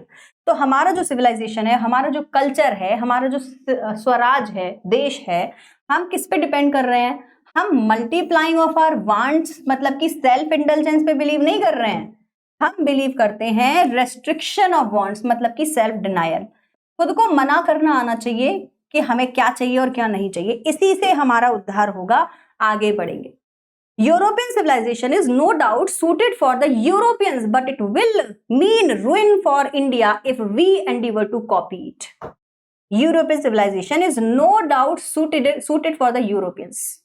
आप कह रहे हैं कि यूरोपियन सिविलाइजेशन, नो डाउट, इसमें कोई डाउट नहीं है कि वो वहीं के लोगों को सूट करती है, but it will mean ruin for India. लेकिन इंडियन लोगों के लिए ये बर्बादी ले आएगी। If we endeavour to copy it, अगर हम ट्राई करें इनको कॉपी करने का, तो क्या होगा बेटा? हम अपने आप को बर्बाद कर देंगे। तो अच्छी बात तो ये होगी कि ना तो यूरोपियंस हमें फॉलो करें और ना हम यूरोपियंस को फॉलो करें। ये बेस्ट तरीका होगा जीने का। This is not to say that we may not adopt and assimilate whatever may be good and capable of assimilation by us. This is not to say that we may not adopt and assimilate. ऐसा नहीं है कि हम adopt नहीं कर सकते, मतलब कि बाहर से कुछ सीखना नहीं चाहते या एसिमिलेट नहीं, अपने कल्चर में नई नई चीजें डाल नहीं सकती। Whatever may be good and capable of assimilation by us, जो भी चीजें अच्छी होंगी, जो भी चीजें, जो भी आदतें, जो भी व्यवहार अच्छा होगा और जिसको हम आसानी से अपना पाएंगे, as it does not also mean that even the Europeans will not have to part with whatever evil might have crept into it. तो बेसिकली जितनी चीजें अच्छी होंगी हम अपनाने को तैयार हैं, हम बिल्कुल मना नहीं करें। और बिल्कुल यूरोपियंस के लिए भी है, भाई तुम्हारे यहाँ जो कल्चर है तुम लोग फॉलो करो, हमारे यहाँ जो कल्चर है वो हम लोग फॉलो करेंगे। Europeans will not have to part with whatever evil might have crept into it. तो यूरोपियंस के लिए ऐसा नहीं है कि उनके पास में जो भी बुराइयां भैया तुम रखो, हम तुम्हें उनसे अलग नहीं कर रहे, हमसे हमारे ऊपर अपनी बुरी आदतें मत थोपो, बिकॉज हम वही एक्सेप्ट करेंगे जो हमारी कसौटी पर, याद है वाला पैराग्राफ, कसौटी पर सच्चा और सही साबित होगा। The incessant search for material comforts and their multiplication is such an evil. कह रहे हैं कि जो सर्च ऑफ मटेरियल है ना, खोज किसकी? भौतिक सुख की खोज, कंफर्ट की खोज जो तुम ढूंढ रहे हो, ये जो मल्टीप्लाई कर रहे हो अपनी जो आदतें हैं, अपनी जो डिजायर्स हैं, ये एक बुराई से बढ़कर कुछ नहीं है बेटा। ये बुराई है, राक्षस है तुम्हारे दिमाग में जो बैठा हुआ है। And I make bold to say that the Europeans themselves will have to remodel their outlook. और मैं बोल्डली कहता हूं, लिख लो कहीं पे मेरे अक्षरों को, कि ये जो यूरोपियंस आज इतनी मटेरियलिज्म में भाग रहे हैं, इनको खुद अपने आप को रीमॉडल करना पड़ेगा, अपना सारा सिविलाइजेशन बदलना पड़ेगा, सारे मेथड्स बदलने पड़ेंगे, if they are not to perish under the weight of the comforts to which they are becoming slave. क्योंकि हो क्या रहा है ना, वो स्लेव बनते जा रहे हैं, किस चीज के बेटा? कंफर्ट के। और इसी वजह से एक दिन पेरिश भी हो जाएंगे, मतलब कि खत्म भी हो जाएंगे। तो हो सकता है कि इनकी सिविलाइजेशन भी क्या हो जाए? खत्म। यहाँ पे सीधे सीधे यूरोपियंस को टारगेट करा जा रहा है बेटा। ये वही यूरोपियंस हैं जिसके जो ब्रिटिशर्स थे, या यूरोप फ्रेंच भी आए थे यूरोप में ना, सारे फ्रेंच, रशिया, ये आपके पोर्चुगीज, ये सब हमारे यहाँ आ चुके हैं भारत, आपको पता होगा, है ना। तो यहाँ पे सारे यूरोपियंस को टारगेट किया जा रहा है और कहा जा रहा है कि जितने ज्यादा तुम स्मार्ट बन रहे हो, तुम या तो अपना मॉडल चेंज कर दो, नहीं तो जिस कंफर्ट के पीछे भाग रहे हो उसी के गुलाम बनकर एक दिन खत्म हो जाओगे। It may be that my reading is wrong, हो सकता है मैं जो रीडिंग कर रहा हूँ वो रॉन्ग हो, but I know that for India to run after the golden fleece is to court certain that. अगर हम इस गोल्डन चिड़िया के पीछे भागेंगे, बिल्कुल वो हैरी पॉटर के जो उसमें दिखाते हैं, हम अपनी डेथ ले आएंगे, हम खत्म हो जाएंगे। तो हमें तो अपने कल्चर को ही साथ में रखना होगा। Let us engrave on our hearts the motto of a western philosopher. एक वेस्टर्न फिलोसोफर को वैसे तो ये पसंद नहीं करते, पर एक वेस्टर्न फिलोसोफर ने बड़ी अच्छी लाइन बोली है। उसने कहा plane living and high thinking. हम इसको कहते हैं simple living and high thinking. विचार ऊंचे रखो, पर आपका जो लिविंग स्टाइल है वो सिंपल होना चाहिए। Today it is certain that the millions cannot have high living, and we the few who profess to do the thinking for the mass run the risk in a vain search after high living of missing high thinking। हम high living के पीछे के चक्कर में high thinking खो दे रहे हैं। लोगों में अकल कम है और कंफर्टेबल बहुत ज्यादा। इतने बड़े बड़े घरों में लोग रहते हैं, लेडीज में बोलने की तमीज नहीं। अभी मैं कल परसों की बात है, मैं मार्केट में कहीं गई थी, she was literally shouting at the boy, किसी छोटे बच्चे पर जो कोई काम करता है कहीं पे मॉल वॉल में, एंड बहुत ही गंदे तरीके से। And I was like decency कहाँ चली गई है हम लोगों की। मैं तो कहती हूँ उसने अगर कुछ गलत भी किया तो भी as a women you should not be this cruel, this loud to a baby, to a boy, to such a small kid. So I think हम भूल रहे हैं अपने आदर्शों को, अपने व्यवहार को, राइट। तो हमारी लिविंग हाई होती जा रही है, थिंकिंग स्मॉल होती जा रही है। Civilization in the real sense of the term consists not in the multiplication। तो फाइनल के लास्ट 2 पैराग्राफ बचे हैं बच्चों। मुझे पता है बहुत लंबा चैप्टर था, मैं भी कंटिन्यूअसली एक ही शॉट में आपको ये पढ़ा रही हूँ बट यहाँ तक कोई बच्चा अगर इसको पूरा देखा होगा और आपको सच में ये सेशन अच्छा लगा होगा तो प्लीज मुझे कमेंट में बताना जरूर कि मैम हम यहाँ तक हैं आपके पास, है ना। देख रहे हैं, अभी भी देख रहे हैं और चैप्टर को समझ रहे हैं। बहुत प्यार से, मेहनत से ये चैप्टर मैंने बनाया है। मैं आशा करती हूँ बच्चे इसको जरूर देखें, समय पर सभी बच्चों के पास ये पहुंच जाए। चलिए, तो सिविलाइजेशन फाइनली है क्या? This is a real sense of the term. अगर हम बात करें तो it consist not in the multiplication. इसका मतलब डिजायर्स को बढ़ाना तो बिल्कुल भी नहीं है, but in the deliberate and voluntary restrictions of wants. बल्कि इच्छाओं को अपने ही, किसी के कहने से नहीं, खुद से, वॉलंटरीली, खुद से खत्म करना, इच्छाओं को दबाना, नॉट दबाना बट इच्छाएं इतनी हो ही ना कि फालतू में उनकी वजह से आपको परेशानी हो। This alone increases and promotes contentment. Contentment का मतलब संतोष, satisfaction.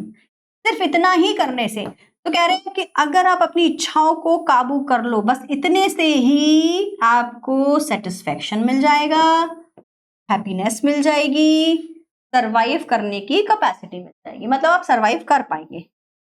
A certain, this is the last paragraph, a certain degree of physical harmony and comfort is necessary but above a certain level। तो कह रहे हैं कि फिजिकल हार्मनी या comfort हमें भी पता है होनी चाहिए। हम ये नहीं कह रहे कि बिल्कुल मर जाओ, है ना, अपनी बिल्कुल ख्याल मत रखो, लेकिन सर्टेन लेवल तक रखो। It becomes a hindrance instead of help. लेकिन अबव सर्टेन लेवल अगर आप करेंगे तो ये क्या बन जाएगी? ये आपकी अब हेल्प नहीं बनी, अब ये हिंड्रेंस बन गई। क्यों? क्योंकि कल को आप बिना फ्रिज का पानी पी ही नहीं पाएंगे। आपने तो सोचा था आपकी हेल्प हो रही है, चलो आज ठंडा पानी पी लो, दिमाग शांत हो जाएगा। दिमाग शांत नहीं होएगा, पर अब आपके दिमाग को आदत पड़ जाएगी ठंडा पानी पीने की। तो हुआ क्या? हिंड्रेंस बन गया। हिंड्रेंस माने आपके ऊपर एक हर्डल बन गया, आपको रोका जाएगा अब अच्छा करने से। Therefore, the ideal of creating an unlimited number of wants and satisfying them seems to be a delusion or a snare। Trap, पीछे भी लिखा था मैंने, ट्रैप, डिल्यूजन माने भ्रम। तो अगर आप ये सोच रहे हैं कि अपनी innumerable unlimited number of desires को मैं बना लूं और फिर उन्हें सेटिस्फाई कर लूं तो मैं खुश रहूंगा, तो भाई ये एक भ्रम है, एक जाल है। ना तो आपकी डिजायर खत्म होंगी और ना आप कभी सेटिस्फाइड होंगे। The satisfaction of one's physical needs, even the intellectual needs of one's narrow self, must meet at a certain point, a dead stop। कभी ना कभी तो डेड स्टॉप आपको लगाना ही पड़ेगा, चाहे आप कितने ही नैरो सेल्फ हो, कम दिमाग के हो, छोटे दिमाग के हो, जितनी भी फिजिकल नीड्स आपको पूरी करनी है, डेड स्टॉप तो लगाना पड़ेगा before it degenerates into physical and intellectual वॉल्चरसनेस।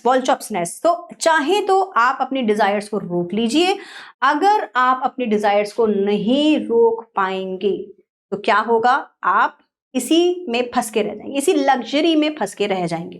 ठीक है, voluptuousness. A man must arrange his physical and cultural circumstances so that they do not hinder him in the serving of humanity, on which all this energy should be concentrated. तो क्या बोल रहे हैं यहाँ पे, a man must arrange his physical and cultural circumstances. तो physically, culturally हमको कैसा होना चाहिए, so that they do not hinder him. अपने फिजिकल और कल्चर में इतना घुल मिल जाओ कि जितनी भी डिजायर्स हैं वो आपको कभी हिंडर ना करें, परेशान ना करें। इन सर्विंग ऑफ ह्यूमैनिटी, आपको ह्यूमैनिटी सर्व करना ही आपका पहला कर्तव्य होना चाहिए, है ना, मतलब कि मानवता का विकास करना है। On which all his energy should be concentrated, और हमारी सारी एनर्जी कहाँ कॉन्सेंट्रेट होनी चाहिए बेटा, मानवता के विकास पर। फिजिकली कम सोचना है, स्पिरिचुअली अपने आप को ज्यादा बढ़ाना है, तभी हम एक अच्छे देशवासी कहलाएंगे, तभी हम एक अच्छे सिविलाइज्ड पर्सन कहलाएंगे। तो हमारे लिए सिविलाइजेशन की डेफिनेशन क्या है, गुड बिहेवियर। और यहीं पे हमारा ये जो चैप्टर है वो फिनिश हो जाता है। आई होप आप लोग को समझ में आ गया होगा। पूरे चैप्टर को मैं भी आपको समराइज करके दूंगी, एक बार हम लोग शॉर्ट आंसर्स 4-5 कर लेते हैं, फिर मैं आपको इसकी समरी और सेंट्रल आइडिया दे दूंगी, चैप्टर आपका फिनिश हो जाएगा। ठीक है, answer the following questions. What according to the author is modern civilization? According to the author, modern civilization means running after money, comfort, progress, forgetting moral values, simple living and the real meaning of a good life. Comfort, पैसा, भौतिकवाद, invention, discoveries, यही है modern civilisation. इसके opposite अगर Indian civilisation देखेंगे तो What did the author convey to the countrymen about dealing with modern civilization? कहते हैं दरवाजा बंद कर लो भाई, कोई जरूरत नहीं है इनके बैड इफेक्ट्स को अपने घर लाने की। The author advice countrymen to reject modern civilization, बोल रहे हैं बैड इफेक्ट्स लेके ही नहीं आने, उनके बिहेवियर उनको मुबारक। What is the distinguished characteristics of modern civilisation? Same वही। The author perceived danger from modern civilisation, how, कह रहे हैं कि जिस तरीके से ये खत्म हो गए पहली सिविलाइजेशन, यूरोपियन सिविलाइजेशन भी खत्म हो जाएगी। क्यों? क्योंकि इनके पास में ना तो ट्रुथ है ना तो मॉरल वैल्यूज है। ठीक है, what does the author prefer to materialism, preference बतानी है मटीरियलिज्म से ऊपर किसको रखना है, स्पिरिचुअलिटी को रखना है, किसको रखना है, स्पिरिचुअल होना है या फिर मॉरल नैतिकता को रखना है। So truth, moral value, self restraint, रोकना, कंट्रोल अपनी बॉडी पर। ठीक है, चलिए last, What does our civilization depend upon? हमारी civilization moral values पर टिकी हुई है, spiritual strength पर टिकी हुई है, self control पर टिकी हुई है, truth पर टिकी हुई है, simple living पर टिकी हुई है। इसीलिए हमारी civilization बहुत ज्यादा better है। ठीक है, जब आपके पास में ये नोट्स आएंगे तो you will find out बच्चा these notes you can use them। कुछ लॉन्ग क्वेश्चंस भी आपके पास हो सकते हैं। Difference between Indian and western civilization अब आप ऑलरेडी बहुत सारा पढ़ चुके हैं, आप इन आंसर्स को आराम से दे सकते हैं। ठीक है, physical comfort beyond a limit becomes a hindrance, physical comfort अच्छी बात है लेकिन लिमिट से ज्यादा होगी तो आपके लिए क्या बन जाएगी, सपोर्ट की जगह हिंड्रेंस बन जाएगी, मतलब आपको परेशान कर देगी। एक्सप्लेन करेंगे, जितनी भी प्रॉब्लम्स हैं उनको बताएंगे, आंसर्स आपको यहाँ मिल जाएंगे, नोट्स में भी आपको ये आंसर मिल जाएंगे। ठीक है, चलिए तो नाउ एक बार मैं इसको आपको समराइज करके दे देती हूँ चैप्टर को। In Indian civilisation and culture, Mahatma Gandhi presents Indian civilization as morally and spiritually superior to western civilization. कहते हैं कि मॉरली एंड स्पिरिचुअली अगर हम देखें तो ये सुपीरियर है। He argues that true civilisation lies in ethical conduct, अच्छा व्यवहार रखना है, सेल्फ रेस्ट्रेन रखना है, मास्टर करनी है डिजायर्स, अपनी डिजायर्स पर काबू पाना है। While western civilisation promotes materialism, endless wants, external progress, external मतलब बाहर की progress. Indian civilisation emphasises simplicity, contentment and inner development. ठीक है, सारे वर्ड्स याद कर लेना। Gandhi ji highlights that happiness is a mental state, है ना, mind is a restless bird not dependent on wealth and the uncontrolled desires had to dissatisfied। So basically हमारा जो ब्रेन है वो क्या है, अनसेटिस्फाइड रहता है हमेशा, तो दिमाग में ही शांति होनी चाहिए, बाहर की चीजों से कुछ नहीं होगा। ही प्रेजेस इंडियाज विलेज लाइफ, कहते हैं लाइफ जो है ना विलेज की सबसे बेस्ट है, सेल्फ सफिशिएंट है एंड लिमिटेड नीड्स है, which preserves moral values and independence in us.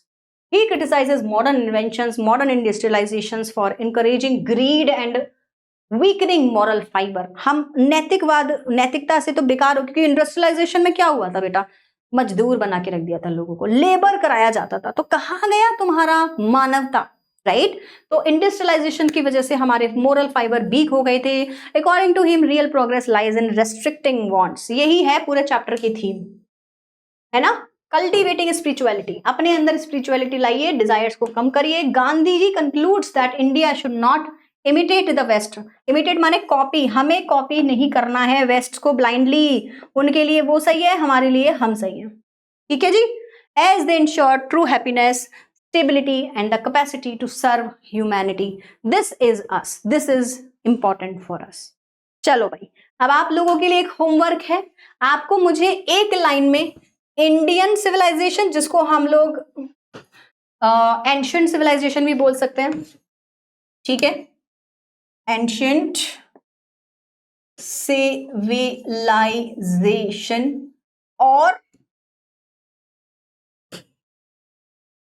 Modern civilization में डिफरेंस, या फिर यूरोपियन या ईस्ट वेस्टर्न सिविलाइजेशन में डिफरेंस बताना है। एक लाइन में आप मुझे आंसर करें, I will check it in the comment section. जब आप इसे देख लें तो कॉमेंट में जरूर बताएं। तो फाइनली मैंने जो चैप्टर है वो कर दिया है फिनिश। लंबा वीडियो रहा लेकिन एक्सप्लेनेशन वॉज वेरी फ्रूटफुल, बहुत इंपॉर्टेंट एक्सप्लेनेशन मैंने आपको इसमें दी है। जरूर से जरूर हर बच्चा इस सेशन को देखे, लाइक करे, बताइएगा मुझे आपने लास्ट में पूरा देखा कि नहीं देखा, ठीक है। Bye bye everyone and take care, Tata.